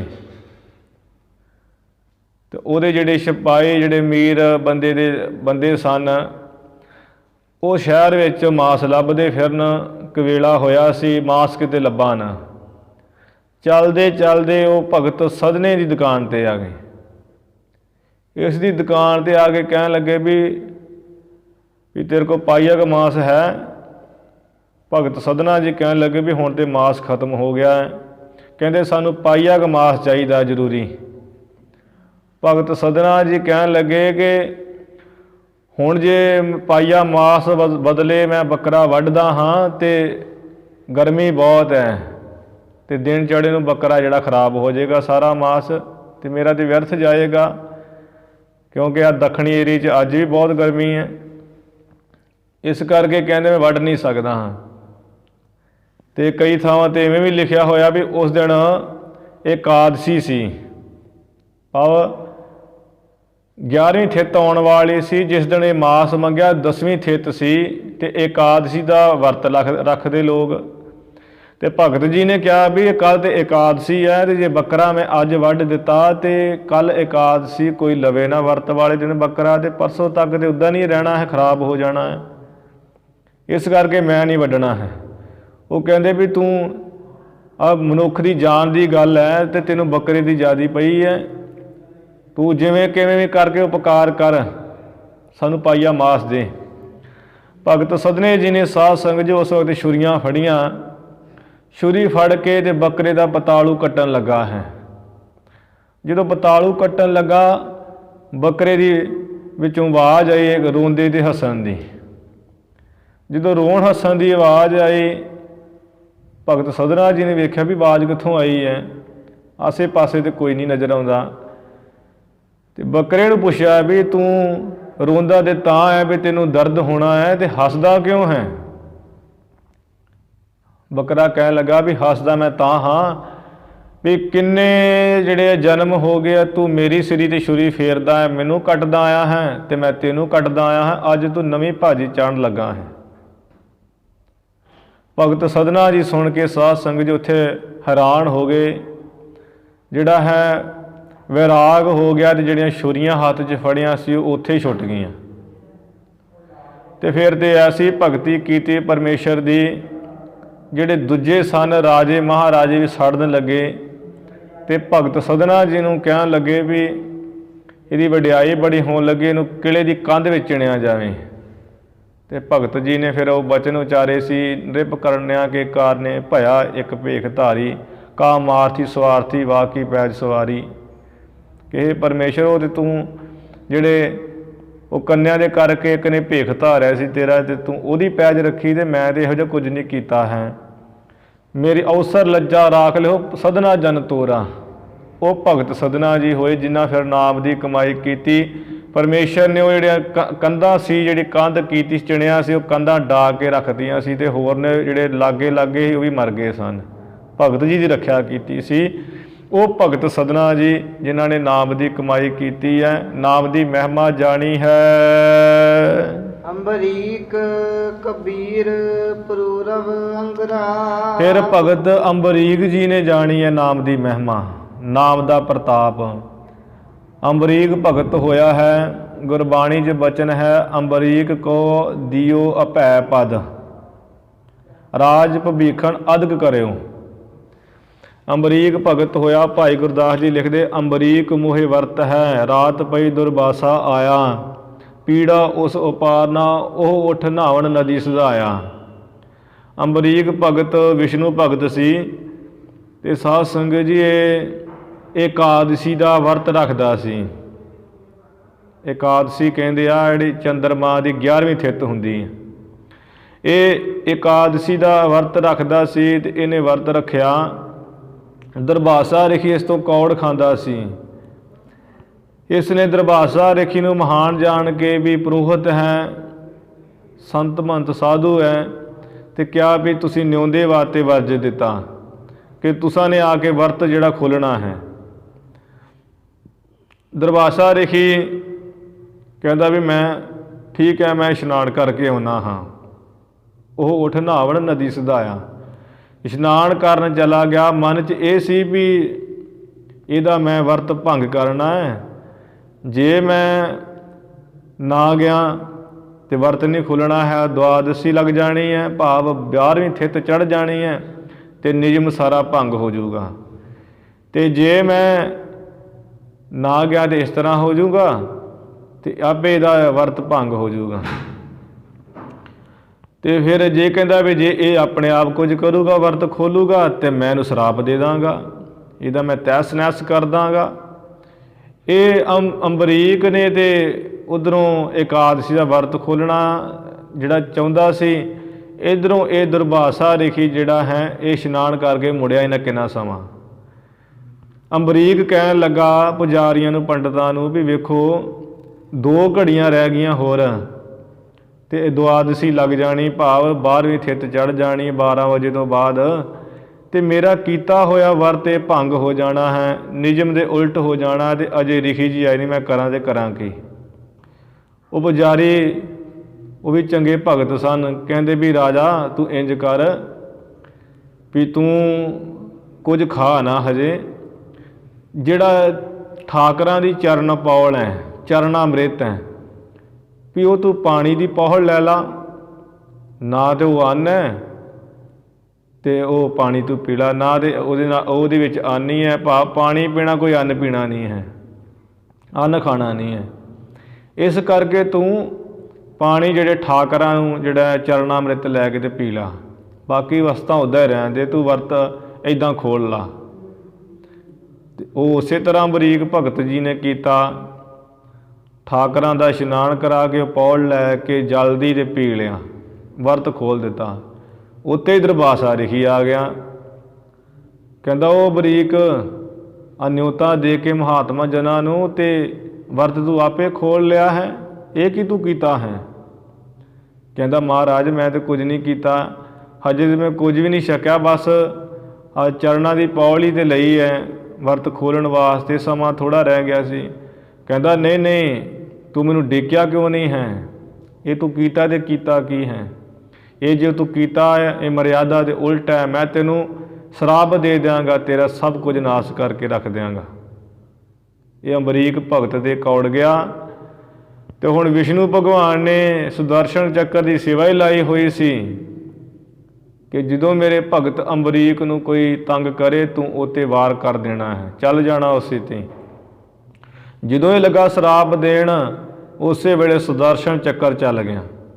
ਅੰਬਰੀਕ ਦੇ ਪਿੱਛੇ ਪਿੱਛੇ ਸੁਦਰਸ਼ਨ ਚੱਕਰ, ਅੰਬਰੀਕ ਅੱਗੇ ਅੱਗੇ ਨੇ ਦੁਰਭਾਸ਼ਾ ਦੇ। ਦੁਰਭਾਸ਼ਾ ਜਿਹੜਾ ਹੈ ਅੱਗੇ ਅੱਗੇ ਤੇ ਜਿਹੜਾ ਸੁਦਰਸ਼ਨ ਚੱਕਰ ਪਿੱਛੇ ਪਿੱਛੇ। ਫਿਰ ਜਦੋਂ ਇਹ ਭੱਜਾ ਫਿਰੇ, ਇਹ ਸਾਧ ਸੰਗਤ ਜੀ ਇੰਦਰ ਲੋਕ ਗਿਆ, ਸਵਰਗਪੁਰੀ, ਸ਼ਿਵ ਲੋਕ ਗਿਆ, ਸ਼ਿਵਜੀਪੁਰੀ, ਬ੍ਰਹਮਪੁਰੀ, ਇੱਥੋਂ ਤੱਕ ਬੈਕੁੰਠ 'ਚ ਵੀ ਗਿਆ ਹੈ ਕਿ ਮੇਰੀ ਜਾਨ ਛਡਾਓ। ਪਰ ਭਗਵਾਨ ਨੇ ਅੱਗੋਂ ਕਿਹਾ, ਇਹ ਸਲਾਹ ਦਿੱਤੀ। ਭਾਈ ਗੁਰਦਾਸ ਜੀ ਲਿਖਦੇ ਆ, ਇੰਦਰ ਲੋਕ ਸ਼ਿਵ ਲੋਕ ਤਜ, ਬ੍ਰਹਮ ਲੋਕ ਬੈਕੁੰਠ ਜਾਇਆ, ਦੇਵਤਿਆਂ ਭਗਵਾਨ ਸਣ, ਸਿੱਖ ਦੇ ਸਭਨਾ ਸਮਝਾਇਆ। ਇਹ ਜਦੋਂ ਭਗਵਾਨ ਵਿਸ਼ਨੂੰ ਕੋ ਪਹਿਲਾਂ ਤਾਂ ਗਿਆ ਇੰਦਰ ਦੇਵਤੇ ਕੋ, ਉਹ ਕਹਿੰਦਾ ਵੀ ਮੇਰੇ ਵੱਸ ਦਾ ਰੋਗ ਨਹੀਂ, ਤੂੰ शिव जी को चला जा। शिव जी को गया है, शिव जी कहता भी सुदर्शन चक्र अगे मेरी कोई वाह नहीं, तू ब्रह्मा जी को चला जा। ब्रह्मा जी को गया है, कहता भी ये विष्णु भगवान ही कुछ कर सकते, सुदर्शन चक्र उन्हों का ही है। विष्णु भगवान को गए, ਦੁਰਵਾਸ਼ਾ ਰੇਖੀ ਕਹਿਣ ਲੱਗੇ ਵੀ ਇਹ ਭਗਵਾਨ ਜੀ ਮੇਰੀ ਜਾਨ ਛਡਾਓ, ਮੈਂ ਐਵੇਂ ਕਰ ਲੱਗਾ ਸਾਂ ਤੇ ਉਹ ਸੁਦਰਸ਼ਨ ਚੱਕਰ ਮੇਰਾ ਪਿੱਛਾ ਨਹੀਂ ਛੱਡ ਰਿਹਾ ਹੈ।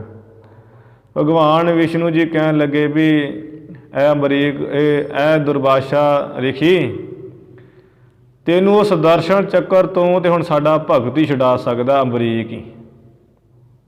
ਕਹਿੰਦਾ ਭਗਵਾਨ ਸੁਦਰਸ਼ਨ ਚੱਕਰ ਤੁਹਾਡਾ ਹੈ, ਛਡਾਵੇ ਅਮਰੀਕ, ਇਹ ਕਿਵੇਂ ਹੋ ਸਕਦਾ ਹੈ? ਕਹਿੰਦੇ ਨਾ ਵੀ ਮੇਰੇ ਭਗਤ ਮੇਰੇ ਤੋਂ ਵੱਡੇ ਹੈ, ਮੈਂ ਭਗਤਾਂ ਤੋਂ ਛੋਟਾ ਹਾਂ। ਮੇਰੀ ਬਾਂਦੀ ਭਗਤ ਛਡਾਵੇ, ਬਾਂਦੇ ਭਗਤ ਨਾ ਛੂਟੈ ਮੋਹੈ। ਮੇਰੇ ਬੰਨੇ ਹੋਏ ਨਿਯਮ ਨੂੰ ਭਗਤ ਤੋੜ ਸਕਦੇ ਆ, ਕਿਸੇ ਨੂੰ ਛਡਾ ਸਕਦੇ ਆ, ਭਗਤ ਦਾ ਬੱਜਾ ਹੋਇਆ ਮੈਂ ਨਹੀਂ ਛਡਾ ਸਕਦਾ ਹਾਂ। ਤੈਨੂੰ ਜੇ ਬਖਸ਼ ਸਕਦਾ ਹੈ ਤੇ ਤੂੰ ਅੰਬਰੀਕ ਹੀ ਬਖਸ਼ ਸਕਦਾ, ਤੂੰ ਉਹਦੇ ਜਾ ਕੇ ਚਰਨੀ ਪੈ। ਫਿਰ ਸੁਣ ਕੇ ਦੁਰਵਾਸ਼ਾ ਰੇਖੀ ਉਹ ਬੈਕੁੰਠ ਤੋਂ ਭੱਜ ਕੇ ਤੇ ਸਾਧ ਸੰਗਤ ਜੀ ਅੰਬਰੀਕ ਕੋਲ ਆਇਆ ਸੀ, ਮਾਫੀ ਮੰਗੀ। ਆਏ ਪਿਆ ਸਰਨਾਗਤੀ, ਮਾਰੀ ਦਾ ਅੰਬਰੀਕ ਛਡਾਇਆ, ਸ਼ਰਨ ਪੈ ਗਿਆ। ਅੰਬਰੀਕ ਭਗਤ ਜੀ ਮੈਨੂੰ ਛਡਾ ਲਓ, ਮੈਨੂੰ ਛਡਾ ਲਓ। ਫਿਰ ਮਾਰੀ ਦੇ ਨੂੰ ਛਡਾਇਆ ਸੀ, ਭਗਤ ਵਛਲ ਜਗ ਬਿਰਦ ਸਦਾਇਆ। ਉਸ ਭਗਤ ਅੰਬਰੀਕ ਦੀ ਲੱਜਾ ਰੱਖੀ ਨਾਮ ਨੇ ਤੇ ਉਸ ਨਾਮ ਨੂੰ ਜਾਣਿਆ ਹੈ ਅੰਬਰੀਕ ਭਗਤ ਨੇ। ਅੰਬਰੀਕ ਭਗਤ ਨੇ ਮਹਿਮਾ ਜਾਣੀ ਹੈ ਉਸ ਪਰਮੇਸ਼ਰ ਦੇ ਨਾਮ ਦੀ, ਉਸ ਪ੍ਰਤਾਪ ਦੀ। ਭਗਤ ਕਬੀਰ ਜੀ ਨੇ ਨਾਮ ਦੀ ਮਹਿਮਾ ਜਾਣੀ ਹੈ। ਕਬੀਰ ਧਿਆਇਓ ਏਕ ਰੰਗ, ਰਾਮ ਕਬੀਰਾ ਏਕ ਭੈ ਹੈ, ਕੋਈ ਨਾ ਸਕੈ ਬਛਾਨੀ। ਭਗਤ ਕਬੀਰ ਜੀ ਨੇ ਨਾਮ ਦੀ ਮਹਿਮਾ ਜਾਣੀ ਕਿ ਕਬੀਰ ਮੇਰੀ ਰਸਨਾ, ਕਬੀਰ ਮੇਰੀ ਸਿਮਰਣੀ, ਰਸਨਾ ਉਪਰ ਰਾਮ, ਆਦ ਜਗਾਦੀ ਸਗਲ ਭਗਤ, ਤਾਕੋ ਸੁਖ ਵਿਸਰਾਮ। ਕੰਠੇ ਮਾਲਾ ਜਿਹਵਾ ਰਾਮ, ਸੰਸ ਨਾਮ ਲੈ ਲੈ ਕਰੋ ਸਲਾਮ। ਭਗਤ ਜੀ ਨੇ ਨਾਮ ਦੀ ਮਹਿਮਾ ਜਾਣੀ ਹੈ। ਉਹ ਨਾਮ ਦੀ ਮਹਿਮਾ ਜਾਣੀ ਤੇ ਤਾਂ ਹੀ ਤੇ ਪਰਮੇਸ਼ਰ ਨੇ ਉਹ ਜਿਹੜਾ ਜੱਗ ਪੂਰਾ ਕੀਤਾ ਸੀ। ਨਿੰਦਕ ਲੋਕਾਂ ਨੇ ਜਾਣ ਕੇ ਭਗਤ ਕਬੀਰ ਜੀ ਦੀ ਨਿੰਦਿਆ ਕਰਾਉਣ ਵਾਸਤੇ ਵੀ ਨਿੰਦਿਆ ਹੋਵੇ, ਇਹਨਾਂ ਦੀ ਵਡਿਆਈ ਬੜੀ ਹੋ ਰਹੀ ਹੈ, ਤੇ ਉਹਨਾਂ ਨੇ ਐਵੇਂ ਸੱਦੇ ਪੱਤਰ ਬ੍ਰਾਹਮਣ ਵਿਦਵਾਨਾਂ ਪਾਸ ਭੇਜ ਦਿੱਤੇ ਵੀ ਭਗਤ ਕਬੀਰ ਜੀ ਬੜਾ ਵੱਡਾ ਭੰਡਾਰਾ ਕਰ ਰਿਹਾ ਹੈ ਸਦਾ ਵਰਤ। ਹੁਣ ਜਦੋਂ ਭੰਡਾਰੇ ਦਾ ਸੱਦਾ ਪੱਤਰ ਮਿਲ ਗਿਆ, ਬੜੇ ਜਿਹੜੇ ਵਿਦਵਾਨ ਬ੍ਰਾਹਮਣ ਆਉਣ ਲੱਗੇ। ਜਿਸ ਦਿਨ ਕਿਹਾ ਹੋਇਆ ਸੀ, ਭਗਤ ਕਬੀਰ ਜੀ ਵੇਖ ਕੇ ਹੈਰਾਨ ਹੋ ਗਏ ਤੇ ਇਵੇਂ ਛੁਪ ਗਏ ਕਿ ਅਸਾਂ ਨੇ ਤਾਂ ਕੋਈ ਭੰਡਾਰਾ ਵਰਜਿਆ ਨਹੀਂ, ਇਹ ਕਿਹਨੇ ਕਹਿ ਦਿੱਤਾ ਹੈ। ਭਗਤ ਜੀ ਬੇਨਤੀ ਕਰਨ ਲੱਗੇ, ਹੇ ਪਰਮੇਸ਼ਰ ਹੁਣ ਤੂੰ ਹੀ ਰਖਵਾਲਾ ਹੈ। ਭਗਤ ਕਬੀਰ ਜੀ ਦਾ ਫਿਰ ਸਰੂਪ ਧਾਰਨ ਕਰਕੇ ਪਰਮਾਤਮਾ ਨੇ ਤੇ ਉਹ ਜੱਗ ਪੂਰਾ ਕੀਤਾ। ਐਸਾ ਜੱਗ ਕੀਤਾ ਕਿ 7 ਦਿਨ ਭੰਡਾਰਾ ਲੱਗਾ ਰਿਹਾ ਤੇ ਬ੍ਰਾਹਮਣਾਂ ਨੂੰ ਖਵਾ ਖਵਾ ਕੇ ਬਿਮਾਰ ਕਰਤਾ। ਸਾਧੂ ਸੰਤ ਬਿਮਾਰ ਹੋ ਗਏ ਤੇ ਹੱਥ ਜੋੜ ਜੋੜ ਕਹਿਣ, ਧੰਨ ਹੈ ਕਬੀਰ, ਧੰਨ ਹੈ ਕਬੀਰ ਜਿਹਨੇ ਐਸਾ ਜੱਗ ਕੀਤਾ ਹੈ, ਅੱਜ ਤੱਕ ਕੋਈ ਰਾਜਾ ਨਹੀਂ ਇਹੋ ਜਿਹਾ ਕਰ ਸਕਿਆ ਹੈ। ਫਿਰ ਉਹ ਅਖੀਰੀ ਕਹਿਣ ਲੱਗੇ, ਹੇ ਭਗਤ ਕਬੀਰ ਜੋ ਪਰਮੇਸ਼ਰ ਬਣੇ ਹੋਏ ਸੀ, ਕਹਿਣ ਲੱਗੇ ਕਬੀਰ ਸਾਨੂੰ ਛੁੱਟੀ ਦੇ, ਹੁਣ ਸਾਡੀ ਬੱਸ ਹੈ, ਅਸੀਂ ਨਹੀਂ ਕੁਛ ਛਕਣਾ ਹੈ, ਸਾਨੂੰ ਤੇ ਤੂੰ ਬਿਮਾਰ ਕਰ ਦਿੱਤਾ ਖਵਾ ਖਵਾ ਕੇ। ਕਹਿੰਦੇ ਠੀਕ ਜੇ ਜਾਣਾ ਹੈ ਤੇ ਐਵੇਂ ਨਾ ਜਾਓ। ਫਿਰ ਦਕਸ਼ਣਾ ਦਿੱਤੀ, ਨਾਲ ਹੀ ਬੜਾ ਗੱਡਿਆਂ ਦੇ ਗੱਡੇ ਲੱਦ ਕੇ ਦਿੱਤਾ। ਤੋ ਬ੍ਰਾਹਮਣ ਚਲੇ ਗਏ ਤੇ ਘਰ ਘਰ ਡੰਕਾ ਵੱਜ ਗਿਆ ਵੀ ਭਗਤ ਕਬੀਰ ਧੰਨ ਹੈ, ਐਸਾ ਨਿਉਤਾ, ਐਸਾ ਭੰਡਾਰਾ ਕੀਤਾ ਹੈ। ਤੇ ਭਗਤ ਮਹਾਰਾਜ ਜੀ ਫਿਰ ਜਦੋਂ ਭਗਤ ਜੀ ਦੀ ਵਡਿਆਈ ਕਰਨ ਲੱਗੇ ਵੀ ਭਗਤ ਕਬੀਰ ਜੀ ਤੁਸੀਂ ਤੇ ਧੰਨ ਹੋ, ਐਸਾ ਭੰਡਾਰਾ ਕੀਤਾ ਮਹਾਨ, ਕੋਈ ਰਾਜਾ ਨਹੀਂ ਕਰ ਸਕਦਾ। ਤੇ ਭਗਤ ਜੀ ਨੇ ਬਚਨ ਕੀਤੇ ਸੀ, ਕਬੀਰ ਨਾ ਹਮ ਕੀਆ ਨਾ ਕਰਹਾਂਗੇ, ਨਾ ਕਰ ਸਕੈ ਸਰੀਰ, ਕਿਆ ਜਾਨੋ ਕਿਛ ਹਰ ਕੀਆ, ਭਇਓ ਕਬੀਰ ਕਬੀਰ। ਕਹਿੰਦੇ ਕੋਈ ਕੀ ਜਾਣ ਸਕਦਾ ਕਿ ਉਹਦੇ ਕਬੀਰ ਕਈ ਵੱਡੇ ਪਰਮੇਸ਼ਰ ਨੇ ਕੀਤਾ ਹੈ, ਤੇ ਲੋਕ ਸਮਝਦੇ ਵੀ ਕਬੀਰ ਨੇ ਕੀਤਾ ਹੈ। ਕਹਿੰਦੇ ਮੇਰਾ ਤੇ ਨਾਮ ਹੀ ਰੱਖ ਦਿੱਤਾ ਮੇਰੀ ਮਾਤਾ ਜੀ ਨੇ ਕਬੀਰ, ਪਰ ਕਬੀਰ ਤਾਂ ਹੈ ਉਹ ਪਰਮਾਤਮਾ, ਕਬੀਰ ਕਹੀਦਾ ਹੈ ਵੱਡੇ ਨੂੰ, ਵੱਡਾ ਕੌਣ? ਪਰਮਾਤਮਾ। ਕਹਿੰਦੇ ਅਸੀਂ ਤਾਂ ਕੋਈ ਵੱਡੇ ਨਹੀਂ ਆ, ਉਹ ਮਾਲਕ ਨੇ ਕੀਤਾ ਹੈ, ਮੈਂ ਤਾਂ ਕੁਝ ਨਹੀਂ ਕੀਤਾ ਹੈ। ਰਾਮ ਕਬੀਰਾ ਏਕ ਪੈ ਹੈ, ਕੋਈ ਨਾ ਸਕੈ ਪਛਾਨੀ। ਭਗਤ ਜੀ ਇੱਕ ਮਿੱਕ ਹੋ ਗਏ, ਰਾਮ ਕਬੀਰ ਹੈ ਭੇਦ ਨਾ ਭਾਈ। ਐਸੇ ਕਬੀਰ ਨਾ ਹਮ ਕਬੀਰ ਤੂੰ ਤੂੰ ਕਰਤਾ ਤੂੰ ਹੁਆ, ਮੁਝ में रहा ना हूँ, जब आपा पर का मिट गया, जद देखो तद तू। हे परमेश्वर तू ही तू है, ਸਾਡੇ ਵਿੱਚ ਦੁਚਿੱਤਾਪਨ ਤੇ ਰਹਿ ਨਹੀਂ ਗਿਆ ਸੀ ਤੇ ਤੈਨੂੰ ਹੀ ਜਾਣਿਆ ਹੈ। ਕਬੀਰ ਹੁਣ ਕਬੀਰ ਨਹੀਂ ਰਹਿ ਗਿਆ, ਤੁਹਾਡਾ ਸਰੂਪ ਹੋ ਗਿਆ ਹੈ। ਇਵੇਂ ਭਗਤ ਕਬੀਰ ਜੀ ਨੇ ਨਾਮ ਦੀ ਮਹਿਮਾ ਜਾਣੀ ਹੈ, ਨਾਮ ਦਾ ਪ੍ਰਤਾਪ ਜਾਣਿਆ ਭਾਈ। ਫਿਰ ਐਸਾ ਨਾਮ ਜਪਿਆ ਹੈ, ਗੁਰੂ ਗ੍ਰੰਥ ਸਾਹਿਬ ਜੀ ਵਿੱਚ ਉਹਨਾਂ ਦੀ ਬਾਣੀ ਹੈ ਤੇ ਆਪਾਂ ਮੱਥਾ ਟੇਕਦੇ ਹਾਂ ਰੋਜ਼। ਐਸੇ ਭਗਤ ਕਬੀਰ ਜੀ। ਫਿਰ ਭਗਤ ਪਰੂਰਵ ਹੋਇਆ ਹੈ ਇੱਕ ਰਾਜਾ ਬੜਾ ਮਹਾਨ, ਉਹਨੇ ਨਾਮ ਦੀ ਮਹਿਮਾ ਜਾਣੀ ਹੈ। ਦੂਰਬਾ ਪਰੂਰੋ ਅੰਗਰੈ ਗੁਰ ਨਾਨਕ ਜਸ ਗਾਇਓ। ਸਵਾਈਆਂ 'ਚ ਬਚਨ ਆਉਂਦੇ ਆ ਵੀ ਭਗਤ ਪਰੂਰਵ ਨੇ ਤੇ ਭਗਤ ਅੰਗਰਾ ਜੀ ਨੇ ਗੁਰੂ ਨਾਨਕ ਦੇਵ ਮਹਾਰਾਜ ਜੀ ਦਾ ਹੀ ਜਸ ਗਾਇਆ, ਵਡਿਆਈ ਗਾਈ। ਇਹ ਪਰੂਰਵ ਰਾਜਾ ਐਵੇਂ ਹੋਇਆ, ਕਹਿੰਦੇ ਸਰਵਣ ਭਗਤੀ ਬੜੀ ਸੀ ਇਹਦੀ, ਨਾਮ ਦਾ ਮਹਾਤਮ, ਨਾਮ ਦੀ ਮਹਿਮਾ ਹੀ ਸਰਵਣ ਕਰਦਾ ਰਹਿੰਦਾ ਸੀ। ਨਾਮ ਦੀ ਮਹਿਮਾ ਨੂੰ ਹੀ ਚਾਰ ਛਫੇਰੇ ਮਹਾਨ ਜਾਣਿਆ ਸੀ। ਉਹ ਫਿਰ ਪਰਜਾ ਦੇ ਲੋਕ ਕਈ ਆ ਕੇ ਕਹਿਣ ਲੱਗੇ, ਜਿਹੜੇ ਤੀਰਥਾਂ 'ਤੇ ਜਾਂਦੇ ਸੀ, ਕਿ ਵੇਖੋ ਜੀ ਰਾਜਨ ਜੀ, ਪਰੂਰਵ ਰਾਜਾ ਜੀ, ਠੀਕ ਹੈ ਕਿ ਤੁਸੀਂ ਨਾਮ ਸਰਵਣ ਬੜਾ ਕਰਦੇ ਹੋ, ਪਰ ਤੀਰਥਾਂ ਦਾ ਬੜਾ ਮਹਾਤਮ ਹੈ। ਫਲਾਣੇ ਤੀਰਥ 'ਤੇ ਜਾਈਏ ਫਲਾਣਾ ਮਹਾਤਮ ਹੈ, ਫਲਾਣੇ ਤੀਰਥ 'ਤੇ ਜਾਈਏ ਇੰਨਾ ਮਹਾਤਮ ਹੈ। ਇਵੇਂ ਕਹਿ ਕੇ ਪਰੂਰਵ ਰਾਜੇ ਨੂੰ ਇਸ ਗੱਲ 'ਤੇ ਉਹ ਕਾਇਮ ਕਰ ਦਿੱਤਾ ਵੀ ਭਗਤ ਪਰੂਰਵ ਜੀ ਨੇ ਵੀ ਇਹ ਸੰਕਲਪ ਕਰ ਲਿਆ ਕਿ ਅਸੀਂ ਵੀ 68 ਤੀਰਥਾਂ 'ਤੇ ਇਸ਼ਨਾਨ ਕਰਾਂਗੇ।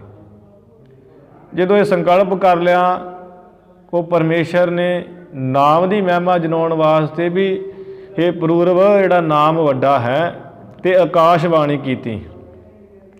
ਆਕਾਸ਼ਬਾਣੀ 'ਚ ਬਚਨ ਕਹੇ, ਪਰੂਰਵ ਜਿਹੜਾ ਨਾਮ ਹੈ ਨਾ ਪਰਮੇਸ਼ਰ ਦਾ, ਉਹ ਤੀਰਥਾਂ ਤੋਂ ਵੱਡਾ ਹੈ। ਤੂੰ ਇੱਥੇ ਨਾਮ ਜਪ, 68 ਤੀਰਥਾਂ ਦਾ ਇਸ਼ਨਾਨ ਤੈਨੂੰ ਇੱਥੇ ਕਰਾ ਦਿਆਂਗੇ ਜੇ ਤੂੰ ਸੰਕਲਪ ਕਰ ਹੀ ਲਿਆ ਹੈ। ਤੇ ਉਸ ਵਕਤ ਪਰਮਾਤਮਾ ਨੇ ਕਹਿੰਦੇ 68 ਤੀਰਥਾਂ ਨੂੰ ਪ੍ਰੇਰਿਆ। ਗੁਰਬਾਣੀ 'ਚ ਬਚਨ ਆਉਂਦੇ ਆ, ਸੁਣਿਆ 860 ਕਾ ਇਸ਼ਨਾਨ। ਕਥਾ ਕੀਰਤਨ ਸੁਣਨ ਦਾ ਇੰਨਾ ਮਹੱਤਮ ਹੈ ਕਿ 68 ਤੀਰਥਾਂ ਦਾ ਇਸ਼ਨਾਨ ਹੋ ਜਾਂਦਾ ਹੈ। ਹਿਸਾਬ ਲਾ ਲਓ ਕਿੱਥੇ ਜਾਣਾ ਤੇ ਕਿੱਥੇ ਬਹਿ ਕੇ ਹੀ ਕਰ ਲੈਣੇ ਇਸ਼ਨਾਨ। ਤੋ ਭਗਤ ਪਰੂਰਵ ਜੀ ਨੂੰ ਆਕਾਸ਼ਬਾਣੀ ਹੋਈ ਵੀ ਹੇ ਪਰੂਰਵ, ਤੈਨੂੰ ਇੱਥੇ ਹੀ 68 ਤੀਰਥਾਂ ਦੇ ਇਸ਼ਨਾਨ ਹੋ ਜਾਣਗੇ, ਤੈਨੂੰ ਕਿਤੇ ਜਾਣ ਦੀ ਲੋੜ ਨਹੀਂ ਗੀ, ਤੂੰ ਇੱਥੇ ਬਹਿ ਕੇ ਨਾਮ ਸਰਵਣ ਕਰ। ਫਿਰ 68 ਤੀਰਥ ਵਾਰੀ ਵਾਰੀ ਆਉਣ ਲੱਗੇ, ਦਿਖਾਈ ਦੇਣ ਲੱਗੇ। ਅਖੀਰੀ ਇਕੱਠਿਆਂ ਹੋ ਕੇ ਕਿਹਾ, ਹੈ ਪਰੂਰਵ ਰਾਜ ਨੇ, ਹੇ ਭਗਤ, ਅਸੀਂ 68 ਤੀਰਥ ਹਾਂ, ਦੱਸ ਤੂੰ ਜਿੱਥੇ ਇਸ਼ਨਾਨ ਕਰਨਾ ਉਸ ਥਾਂ 'ਤੇ ਤੂੰ ਵਿਰਾਜਮਾਨ ਹੋ, ਤੈਨੂੰ ਅਸੀਂ 68 ਦੇ 68 ਤੈਨੂੰ ਇਸ਼ਨਾਨ ਕਰਾ ਦੇਣੇ, ਇੱਥੇ ਬੈਠੇ ਆਂ। ਫਿਰ ਉਹਨਾਂ 68 ਤੀਰਥਾਂ ਨੇ ਪਰੂਰਵ ਭਗਤ ਨੂੰ ਇਸ਼ਨਾਨ ਕਰਵਾਇਆ ਸੀ। ਤੇ ਇਸ਼ਨਾਨ ਕਰਕੇ ਭਗਤ ਜੀ ਇੰਨੇ ਖੁਸ਼ ਹੋਏ ਤੇ ਨਾਮ ਦਾ ਮਹਾਤਮ ਜਾਣਿਆ ਵੀ ਨਾਮ ਸਰਵਣ ਵਿੱਚ ਹੀ ਸਭ ਕੁਝ ਹੈ। ਫਿਰ ਉੱਥੇ ਕਿਤੇ ਤੀਰਥਾਂ ਦੇ ਇਸ਼ਨਾਨ ਕਰਨ ਨਹੀਂ ਗਏ, ਜਿੱਥੇ ਆਪਣੇ ਰਹਿੰਦੇ ਸੀ ਰਾਜ ਭਾਗ ਵਿੱਚ, ਉੱਥੇ ਰਹਿ ਕੇ ਨਾਮ ਸਰਵਣ ਹੀ ਕਰਦੇ ਰਹੇ, ਭਗਤੀ ਵਿੱਚ ਜੁੜੇ ਰਹੇ।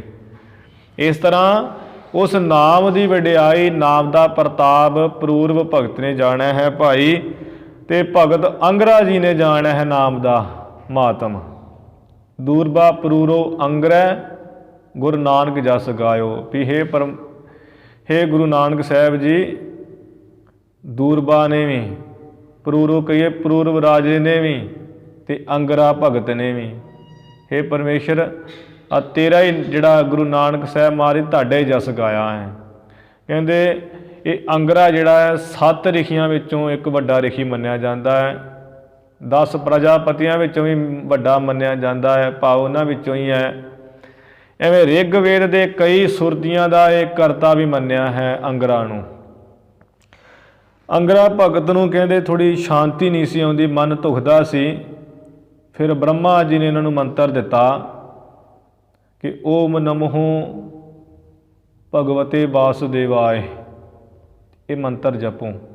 ਉਹ ਮੰਤਰ ਜਪਿਆ ਸੀ ਭਗਤ ਅੰਗਰਾ ਜੀ ਨੇ, ਤੇ ਫਿਰ ਇਹਨਾਂ ਦੇ ਮਨ ਜਿਹੜਾ ਟਿਕਾ ਆਇਆ ਸੀ ਤੇ ਪਰਮੇਸ਼ਰ ਦੀ ਭਗਤੀ ਕੀਤੀ। ਜਿਵੇਂ ਭਗਤ ਅੰਗਰਾ ਜੀ ਨੇ ਪਰਮੇਸ਼ਰ ਦੇ ਨਾਮ ਨੂੰ ਜਾਣਿਆ ਹੈ, ਭਾਈ ਪ੍ਰਤਾਪ ਨੂੰ। ਫਿਰ ਭਗਤ ਨਾਮਦੇਵ ਜੀ ਨੇ ਪਰਮੇਸ਼ਰ ਦੇ ਨਾਮ ਨੂੰ ਜਾਣਿਆ, ਵਡਿਆਈ ਜਾਣੀ ਹੈ।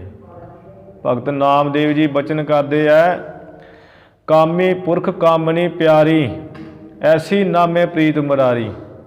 ਜਿਵੇਂ ਕਾਮੀ ਬੰਦਿਆਂ ਨੂੰ ਇਸਤਰੀ ਪਿਆਰੀ ਹੁੰਦੀ ਹੈ, ਭਗਤ ਨਾਮਦੇਵ ਜੀ ਕਹਿੰਦੇ ਇਸੇ ਤਰ੍ਹਾਂ ਹੀ ਸਮਝ ਲਓ ਸਾਨੂੰ ਪਰਮੇਸ਼ਰ ਦੇ ਨਾਲ ਪ੍ਰੇਮ ਹੈ, ਸਾਡੇ ਵਿੱਚ ਜਾਣ ਪੈਂਦੀ ਹੈ ਉਸ ਵੇਲੇ। ਨਾਮੇ ਕੇ ਸੁਆਮੀ ਸੀ ਬਹੋਰੀ ਲੰਕ ਭਵਿਖਨ ਆਪਿਓ ਹੋ। ਕਹਿੰਦੇ ਮੇਰੇ ਸੁਆਮੀ ਉਹ ਹੈ ਜਿਨ੍ਹਾਂ ਨੇ ਸ਼੍ਰੀ ਰਾਮਚੰਦਰ ਦੇ ਸਰੀਰ ਵਿੱਚ ਪ੍ਰਵੇਸ਼ ਕਰਕੇ ਤੇ ਭਵਿਖਣ ਰਾਜ ਨੂੰ ਰਾਜ ਬਖਸ਼ਿਆ ਸੀ। ਫਿਰ ਨਾਮਦੇਵ ਨੇ ਵੇਖੋ ਕਿੰਨੀ ਭਗਤੀ ਕੀਤੀ ਹੈ, 72 ਵਾਰ ਦਰਸ਼ਨ ਕੀਤਾ ਹੈ। ਤੇ ਭਗਤ ਨਾਮਦੇਵ ਜੀ ਨੇ ਜਦੋਂ ਮੰਦਿਰ 'ਚੋਂ ਕੱਢਿਆ ਸੀ ਤੇ ਮੰਦਿਰ ਪਿੱਛੇ ਬੈਠੇ ਤੇ ਉਹ ਮੰਦਿਰ ਘੁੰਮ ਗਿਆ ਸੀ। ਅੱਜ ਵੀ ਉਹ ਮੰਦਿਰ ਹੈ। ਜਿਉਂ ਜਿਉਂ ਨਾਮਾ ਹਰ ਗੁਣ ਉਚਰੈ ਭਗਤ ਜਨਾਂ ਕੋ ਦੇਹੁਰਾ ਫਿਰੈ। ਕਿ ਜਿਵੇਂ ਜਿਉਂ ਭਗਤ ਨਾਮਦੇਵ ਮੈਂ ਨਾਮ ਜਪਦਾ ਹਾਂ, ਕਹਿੰਦੇ ਮੰਦਿਰ ਦਾ ਜਿਹੜਾ ਮੂੰਹ ਹੈ ਮੇਰੇ ਵੱਲ ਘੁੰਮਦਾ ਹੈ।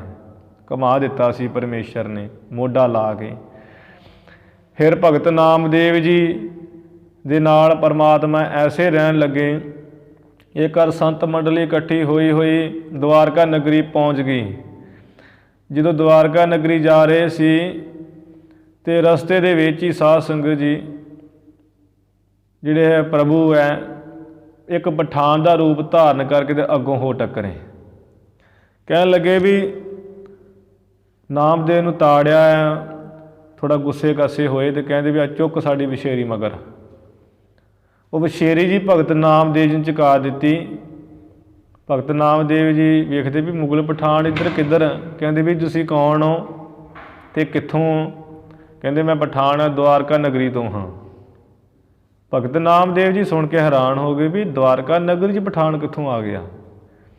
ਭਗਤ ਜੀ ਸਮਝ ਗਏ, ਪਛਾਣ ਲਿਆ। ਕਹਿੰਦੇ ਇਹ ਪਰਮੇਸ਼ਰ ਭਗਵਾਨ ਤੁਸੀਂ ਹੋ, ਤੁਸੀਂ ਪਠਾਨ ਦਾ ਰੂਪ ਧਾਰਨ ਕੀਤਾ ਹੋਇਆ ਹੈ। ਕਹਿੰਦੇ ਨਹੀਂ ਮੈਂ ਪਠਾਨ ਹਾਂ। ਕਹਿੰਦੇ ਨਹੀਂ ਤੁਸੀਂ ਭਗਵਾਨ ਹੋ।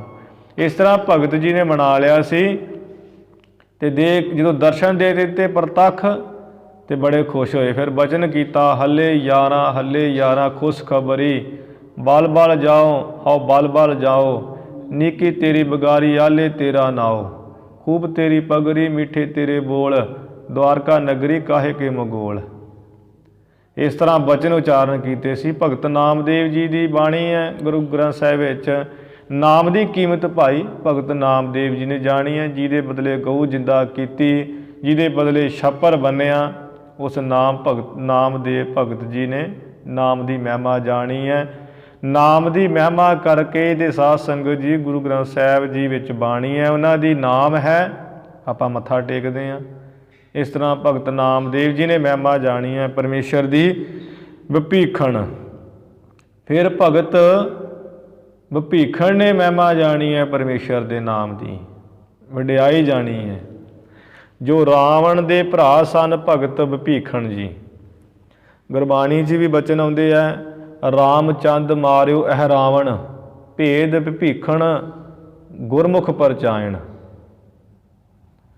ਕਿ ਭੇਦ ਦਿੱਤਾ ਵਿਭੀਖਣ ਨੇ, ਉਹ ਭੇਦ ਦੇ ਕੇ ਤੇ ਰਾਵਣ ਨੂੰ ਮਰਵਾਇਆ ਸੀ। ਕਿਉਂਕਿ ਵਿਭੀਖਣ ਜੀ ਨੇ ਕਿਹਾ ਸੀ ਜਾ ਕੇ ਰਾਵਣ ਨੂੰ ਕਿ ਰਾਵਣ ਵੇਖ ਸ਼੍ਰੀ ਰਾਮਚੰਦਰ ਜੀ ਸਮੇਂ ਦੇ ਅਵਤਾਰ ਹੈ, ਤੂੰ ਉਹਨਾਂ ਦੇ ਨਾਲ ਲੜਾਈ ਨਾ ਕਰ, ਉਹਨਾਂ ਦੀ ਸੁਪਤਨੀ ਸੀਤਾ ਮਾਤਾ ਨੂੰ ਮੋੜ ਦੇ। ਕਹਿੰਦਾ ਤੂੰ ਦੁਸ਼ਮਣ ਦੀ ਅਗਵਾਈ ਕਰਦਾ ਹੈ। ਅਤੇ ਸਭਾ ਦੇ ਵਿੱਚ ਲੱਤ ਮਾਰ ਕੇ ਵਿਭੀਖਣ ਨੂੰ ਸੁੱਟ ਦਿੱਤਾ ਸੀ।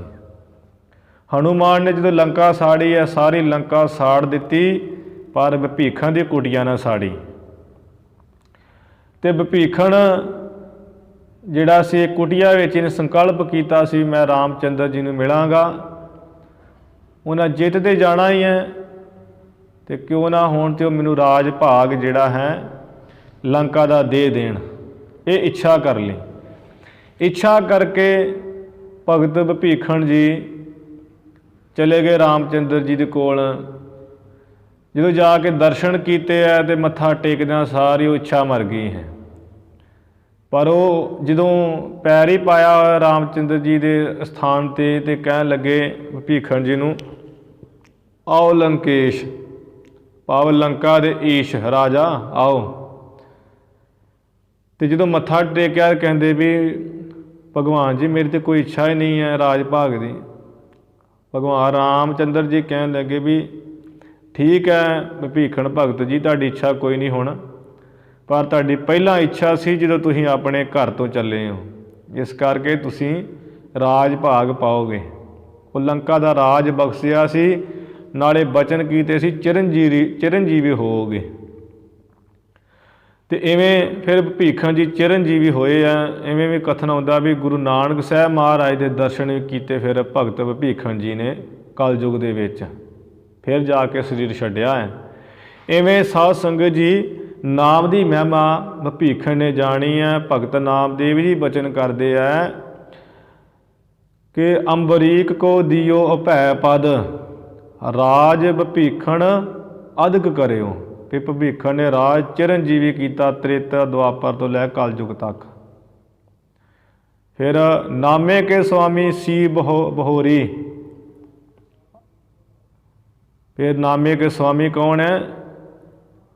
जिहड़े श्री रामचंद्र भगवान विच भी वसदे, भाव परमात्मा। राज भीखण आप्यो हूँ, जिन्हां ने राज दिता लंका दा भीखण नूं।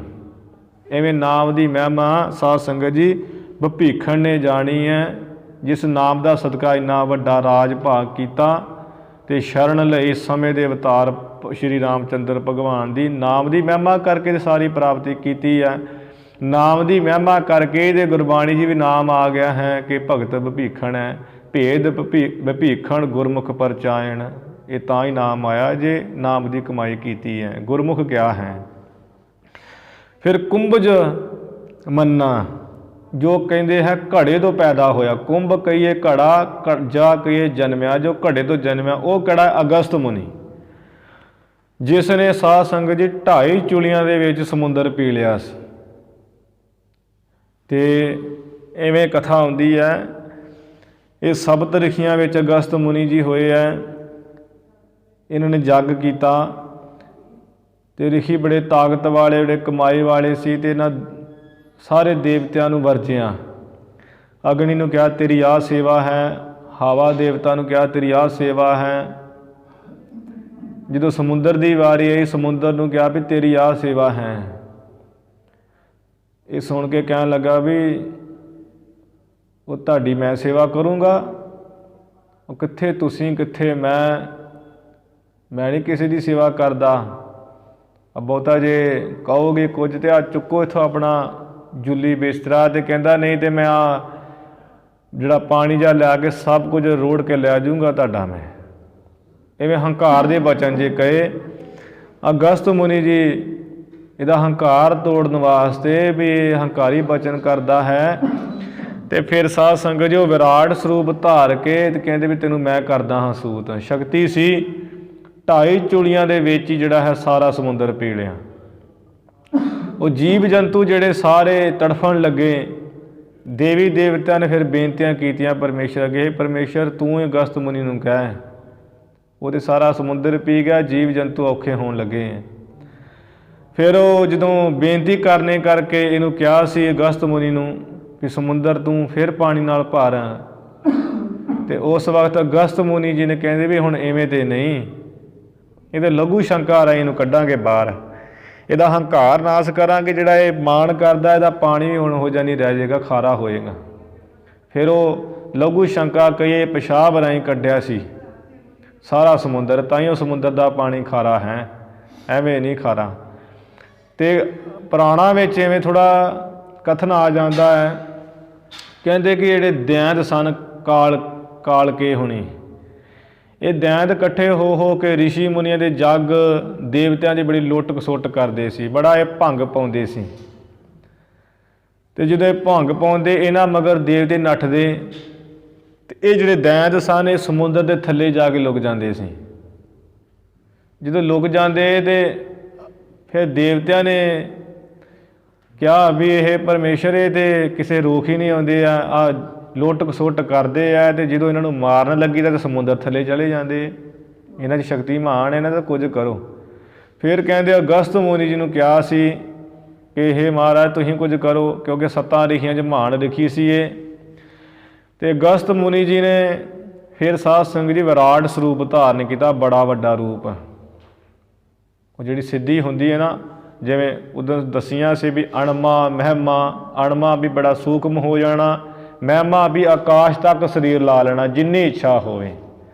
ਉਹ ਸਰੂਪ ਧਾਰਨ ਕਰਕੇ ਫਿਰ ਆਪਣਾ ਤੇ ਸਾਰਾ ਸਮੁੰਦਰ ਕਹਿੰਦੇ ਜਿਵੇਂ ਇੱਕ ਘੁੱਟ ਭਰੀ ਦਾ ਨਾ, ਘੁੱਟ ਦੇ ਵਿੱਚ ਹੀ ਸਾਰਾ ਸਮੁੰਦਰ ਪੀ ਲਿਆ।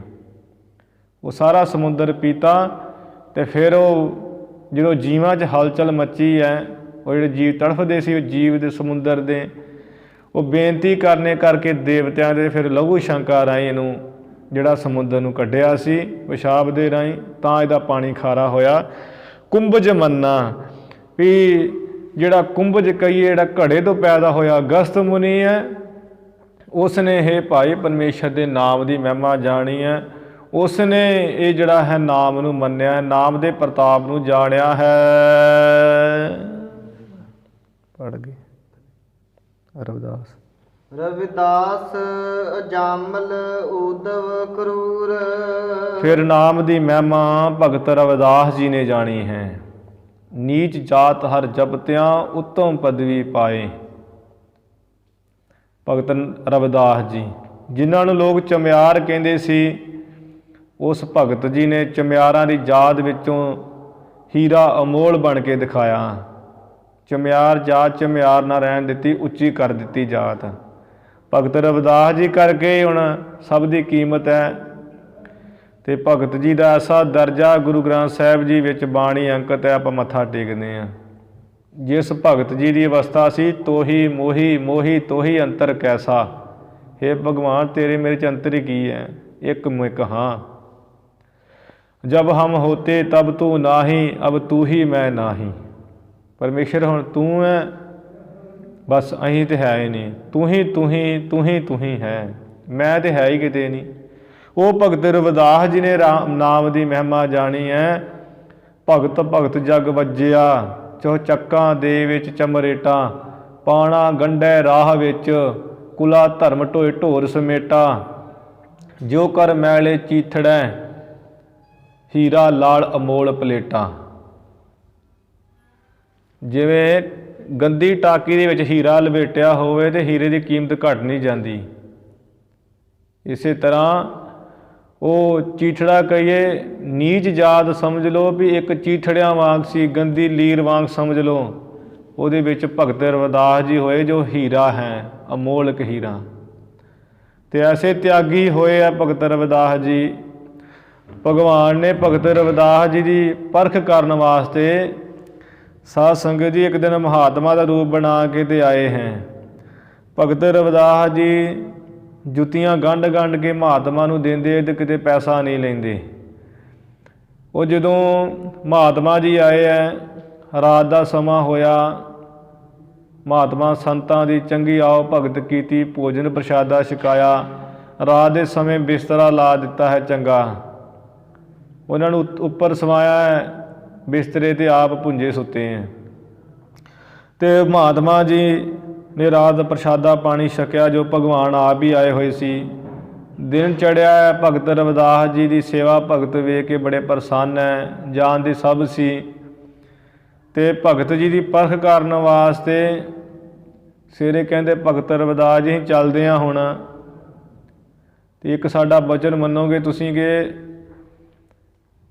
ਤੁਹਾਡੇ ਕੋਲ ਸਾਧੂ ਸੰਤ ਬੜੇ ਆਉਂਦੇ ਅਤੇ ਤੁਸੀਂ ਉਹਨਾਂ ਦੀ ਸੇਵਾ ਬੜੀ ਪ੍ਰੇਮ ਨਾਲ ਕਰਦੇ ਹੋ। ਸਾਡਾ ਮਨ ਕਰਦਾ ਵੀ ਤੁਹਾਨੂੰ ਕੁਝ ਦੇ ਜਾਈਏ। ਭਗਤ ਜੀ ਕਹਿੰਦੇ ਵੀ ਕੀ ਲੈਣਾ ਹੈ, ਸਭ ਕੁਝ ਦਿੱਤਾ ਹੈ ਪਰਮੇਸ਼ਰ ਦਾ। ਹਲੇ ਇੰਨੀ ਗੱਲ ਹੀ ਕਰ ਰਹੇ ਸੀ ਕਿ ਉਹ ਮਹਾਤਮ ਜੋ ਭਗਵਾਨ ਆਪ ਆਏ ਸੀ, ਉਹਨਾਂ ਨੇ ਪਾਰਸ ਕੱਢਿਆ ਅਤੇ ਉਹ ਭਗਵਾਨ ਜਿਹੜੀ ਭਗਤ ਰਵਿਦਾਸ ਜੀ ਦੀ ਰੰਬੀ ਜਿਹਨਾਂ ਉਹ ਧਾਗੇ ਕੱਟਦੇ ਹੈ, ਉਹ ਰੰਬੀ ਨੂੰ ਛਵਾ ਦਿੱਤਾ। ਉਹ ਰੰਬੀ ਸੋਨੇ ਦੀ ਹੋ ਗਈ। ਉਸੇ ਵੇਲੇ ਰੰਬੀ ਸੋਨੇ ਦੀ ਹੋ ਗਈ। ਕਹਿੰਦੇ ਆ ਰਵਿਦਾਸ ਵੇਖ, ਜਿਵੇਂ ਆਹ ਸੋਨੇ ਦੀ ਹੋ ਗਈ ਹੈ, ਇਵੇਂ ਤੈਨੂੰ ਆ ਪਾਰਸ ਦੇ ਚੱਲੇ ਆ। ਜਿਹੜੀ ਚੀਜ਼ ਦੀ ਲੋੜ ਹੋਵੇ ਉਹਨੂੰ ਲੋਹੇ ਤੋਂ ਸੋਨਾ ਕਰ ਲਿਆ ਕਰ, ਅਤੇ ਉਹ ਜਿਹੜੇ ਸੰਤ ਆਉਂਦੇ ਉਹਨਾਂ ਨੂੰ ਖੁੱਲ੍ਹਾ ਭੋਜਨ ਪ੍ਰਸ਼ਾਦਾ ਛਕਾਇਆ ਕਰ ਤੂੰ। ਭਗਤ ਰਵਿਦਾਸ ਜੀ ਕਹਿਣ ਲੱਗੇ, ਹੇ ਮਹਾਤਮਾ ਜੀ, ਉਹ ਪਰਮੇਸ਼ਰ ਦਾ ਦਿੱਤਾ ਹੋਇਆ ਰਾਮ ਰੂਪੀ ਸਾਡੇ ਕੋਲ ਧਨ ਹੈ। ਪਰਮੇਸ਼ਰ ਦਾ ਨਾਮ ਜਿਹੜਾ ਉਹ ਸਾਡੇ ਕੋਲ ਧਨ ਹੈ, ਉਹਨੂੰ ਨਾ ਕੋਈ ਚੋਰ ਲੈ ਕੇ ਜਾ ਸਕਦਾ ਹੈ, ਨਾ ਨੂੰ ਅੱਗ ਸਾੜ ਸਕਦੀ, ਨਾ ਪਾਣੀ ਡੁਬੋ ਸਕਦਾ। ਸਾਡੇ ਕੋਲ ਧਨ ਹੈ। ਆ ਜਿਹੜਾ ਤੁਸੀਂ ਧਨ ਦਿੰਦੇ ਤੇ ਬੜਾ ਵਿਆਧੀਆਂ ਦਾ ਕਾਰਨ ਹੈ, ਦੁੱਖ ਦਿੰਦਾ ਹੈ। ਇਹ ਨਹੀਂ ਸਾਨੂੰ ਚਾਹੀਦਾ। ਤੁਸੀਂ ਲੈ ਜਾਓ ਆਪਣਾ ਪਾਰਸ, ਅਸੀਂ ਖੁਸ਼ ਹਾਂ ਜਿਸ ਤਰ੍ਹਾਂ ਹਾਂ। ਮਹਾਤਮਾ ਜੀ ਕਹਿਣ ਲੱਗੇ, ਨਹੀਂ ਨਹੀਂ ਰਵਿਦਾਸ, ਐਵੇਂ ਨਹੀਂ ਹੈ। ਚੱਲ ਜੇ ਤੂੰ ਨਹੀਂ ਲੈਣਾ ਤੇ ਆ ਪਾਰਸ ਅਸੀਂ ਟੰਗ ਚੱਲੇ ਹਾਂ, ਰੱਖ ਚੱਲੇ ਹਾਂ, ਦੱਸ ਕਿੱਥੇ ਰੱਖੀਏ। ਕਹਿੰਦੇ ਅਸੀਂ ਬਾਅਦ 'ਚ ਲੈ ਜਾਵਾਂਗੇ। ਭਗਤ ਰਵਿਦਾਸ ਜੀ ਕਹਿਣ ਲੱਗੇ, ਜਿੱਥੇ ਤੁਹਾਡਾ ਮਨ ਕਰਦਾ ਰੱਖ ਜਾਓ ਉੱਥੇ, ਸਾਨੂੰ ਨਹੀਂ ਜ਼ਰੂਰਤ ਇਹਦੀ। ਉਹ ਪਾਰਸ ਫੜਿਆ ਹੈ ਅਤੇ ਜਿਹੜੀ ਕੁੱਲੀ ਹੈ, ਛੱਪਰ ਪਾਈ ਹੋਈ ਹੈ ਮਾੜੀ ਮੋਟੀ, ਉਹਦੇ ਇੱਕ ਉਤਲੇ ਬੰਨੇ ਬਾਲੇ 'ਚ ਦੇ ਦਿੱਤਾ ਹੈ ਪਾਰਸ। ਦੇ ਕੇ ਚਲੇ ਗਏ ਹੈ।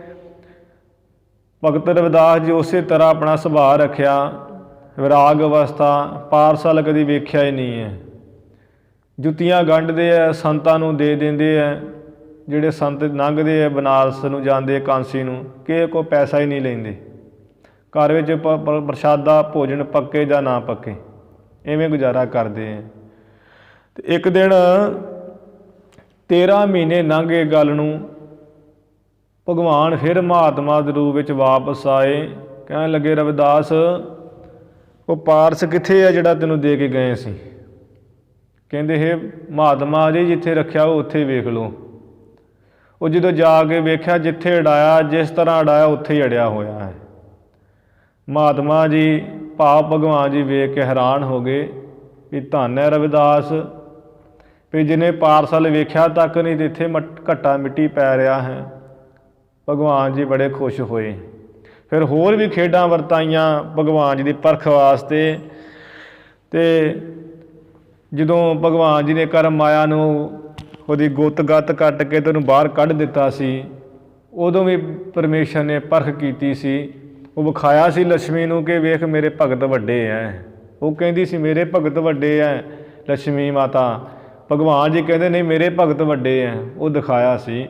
ਐਵੇਂ ਉਹ ਭਗਤ ਰਵਿਦਾਸ ਜੀ ਨੇ ਸਾਧ ਸੰਗਤ ਜੀ ਨਾਮ ਦੀ ਮਹਿਮਾ ਜਾਣੀ ਹੈ, ਨਾਮ ਨੂੰ ਮਹਾਨ ਜਾਣਿਆ ਹੈ। ਜਿਸ ਨਾਮ ਦਾ ਸਦਕਾ ਭਗਤ ਰਵਿਦਾਸ ਜੀ ਦਾ ਭਗਤ ਭਗਤ ਜਗ ਵੱਜਿਆ, ਚੌਚੱਕਾਂ ਦੇ ਵਿੱਚ ਚਮਰੇਟਾਂ। ਰਵਿਦਾਸ ਚਮਾਰ ਉਸਤਤ ਕਰੇ, ਹਰ ਕੀਰਤ ਨਿਮਖ ਇੱਕ ਗਾਏ। ਨੀਚ ਜਾਤ ਉਤਮ ਭਇਆ, ਚਾਰ ਵਰਨ ਪਏ ਪੱਗ ਆਏ। ਚਾਰੇ ਵਰਨ ਹੀ ਉਹਨਾਂ ਦੇ ਚਰਨੀ ਪੈਂਦੇ ਆ। ਭਗਤ ਰਵਿਦਾਸ ਜੀ ਹੁਣ ਹੁੰਦੀ ਹੈ। ਆਪਾਂ ਵੀ ਉਹਨਾਂ ਨੂੰ ਜਿੱਥੇ ਗੁਰੂ ਸਾਹਿਬਾਨਾਂ ਨੂੰ ਮੱਥਾ ਟੇਕਦੇ ਹਾਂ, ਸ੍ਰੀ ਗੁਰੂ ਗ੍ਰੰਥ ਸਾਹਿਬ ਜੀ ਨੂੰ, ਭਗਤ ਰਵਿਦਾਸ ਜੀ ਨੂੰ ਨਮਸਕਾਰ ਕਰਦੇ ਹਾਂ। ਇਵੇਂ ਸਾਧ ਸੰਗਤ ਜੀ ਜਿਨ੍ਹਾਂ ਨੇ ਭਗਤਾਂ ਨੇ ਨਾਮ ਦੀ ਮਹਿਮਾ ਜਾਣੀ ਹੈ, ਕਵੀ ਸਾਹਿਬ ਜੀ ਨੇ ਉਹਨਾਂ ਦੇ ਨਾਮ ਜਿਹੜੇ ਹੈ ਉਹ ਲਿਖ ਦਿੱਤੇ। ਇਸ਼ਾਰੇ ਮਾਤਰ ਹੀ ਆਪਾਂ ਸੰਖੇਪ ਰੂਪ ਵਿੱਚ ਸੁਣਾ ਰਹੇ ਹਾਂ। ਜੇ ਨਹੀਂ ਤਾਂ ਆਪਾਂ ਇੱਦਾਂ ਸਿੱਧੀ ਵੀ ਕਥਾ ਕਰ ਸਕਦੇ ਹਾਂ ਵੀ ਜਿਵੇਂ ਨਾਮ ਲਿਖੇ ਆ ਵੀ ਉਹਨਾਂ ਮਹਿਮਾ ਜਾਣੀ, ਸਿੱਧਾ ਬੋਲ ਬੋਲ ਕੇ ਵੀ ਲੰਘ ਸਕੀਦਾ ਹੈ। ਪਰ ਫਿਰ ਵੀ ਕਿ ਕਿਹਨਾਂ ਨੇ ਨਾਮ ਦੀ ਮਹਿਮਾ ਜਾਣੀ ਹੈ, ਕੀ ਕੌਤਕ ਵੇਖੇ ਹੈ, ਕਿੱਦਾਂ ਨਾ ਭਗਤੀਆਂ ਕੀਤੀਆਂ, ਉਹ ਥੋੜ੍ਹੇ ਥੋੜ੍ਹੇ ਰੂਪ ਵਿੱਚ ਆਪਾਂ ਸੰਗਤ ਰੂਪ ਵਿੱਚ ਰਲ ਮਿਲ ਕੇ ਸਰਵਣ ਕਰ ਰਹੇ ਹਾਂ। ਅੱਗੇ ਜਿਵੇਂ ਰਹਿੰਦੇ ਭਗਤਾਂ ਦੇ ਜਿਹੜੇ ਨਾਮ ਆਉਣਗੇ ਥੋੜ੍ਹੇ ਹੈ, ਕੱਲ੍ਹ ਆਪਾਂ ਇਹ ਸ਼ਬਦ ਦੀ ਸਮਾਪਤੀ ਕਰ ਲੈਣੀ ਹੈ। ਉਹਨਾਂ ਦੀ ਕਥਾ ਆਪਾਂ ਕੱਲ੍ਹ ਦੇ ਦੀਵਾਨਾਂ ਵਿੱਚ ਸਰਵਣ ਕਰਾਂਗੇ। ਹੁਣ ਸਮੇਂ ਦੇ ਲਿਹਾਜ਼ ਨਾਲ ਇੱਥੇ ਸਮਾਪਤੀ ਕਰੀਏ। ਧੰਨ ਧੰਨ ਸ੍ਰੀ ਗੁਰੂ ਗ੍ਰੰਥ ਸਾਹਿਬ ਜੀ ਮਹਾਰਾਜ। ਗੁਰੂ ਕੀ ਸੰਗਤ ਬਖਸ਼ਨਾਰ ਹੈ ਬਖਸ਼ ਲੈਣਾ ਜੀ। ਭੁੱਲਾਂ ਚੁੱਕਾਂ ਦੀ ਖਿਮਾ, ਵਿਚਾਰਾਂ ਦੀ ਇੱਥੇ ਸਮਾਪਤੀ ਕਰੀਏ ਜੀ। ਰਵਿਦਾਸ ਅਜਾਮਲ ਊਧਵ ਕਰੂਰ, ਹਨੂਮਤ ਭੀਲਣੀ ਭੀ ਧਨ ਧਨ ਧੰਨਾ। ਜੁਗ ਚਾਰ ਵਿਖੇ ਜਨ ਕੋ ਜਨਮੇ, ਜਿਨਹੂ ਕਿਨ ਨਾਮ ਹੂੰ ਤੇ ਭ੍ਰਮ ਭੰਨਾ। ਵਾਹਿਗੁਰੂ ਜੀ ਕਾ ਖਾਲਸਾ, ਵਾਹਿਗੁਰੂ ਜੀ ਕੀ ਫਤਿਹ। ਹੇ ਅਚੁੱਤ ਹੇ ਪਾਰ ਬ੍ਰਹਮ, ਅਬਿਨਾਸੀ ਅਗਨਾਸ। ਹੇ ਪੂਰਨ ਹੈ ਸਰਬ ਮੈਂ, ਦੁਖ ਭੰਜਨ ਗੁਣਤਾਸ। ਹੇ ਸੰਗੀ ਹੈ ਨਿਰੰਕਾਰ, ਹੈ ਨਿਰਗੁਣ ਸਭ ਟੇਕ। ਹੇ ਗੋਬਿੰਦ ਹੈ ਗੁਣ ਨਿਧਾਨ, ਜਾ ਕੈ ਸਦਾ ਵਿਵੇਕ। ਹੇ ਅਪਰੰਪਰ ਹਰ ਹਰੇ, ਹੈ ਵੀ ਹੋਵਣ ਹਾਰ। ਏ ਸੰਤੈ ਕੈ ਸਦਾ ਸੰਗ ਦੇਦਾਰਾ ਆਧਾਰ। हे ठाकुर हौ दास रो मैं निर्गुण गुण नहीं कोय। नानक दीजै नाम दान राखो हिय परोए।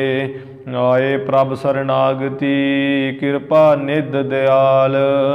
एक अखर हर मन बसत नानक होत निहाल। वाहिगुरु नाम जहाज है चढ़े सो तरੈ पार। जो सरदा कर सेम दे गुर पारे उतारण हार। कथा निता व्रत होत है सुनो सो सिंह सुजान। नानक गुरु गोबिंद सिंह जी सदा करे कल्याण। नानक गुरु गोबिंद सिंह जी सदा करे कल्याण। वाहिगुरु जी का खालसा वाहिगुरु जी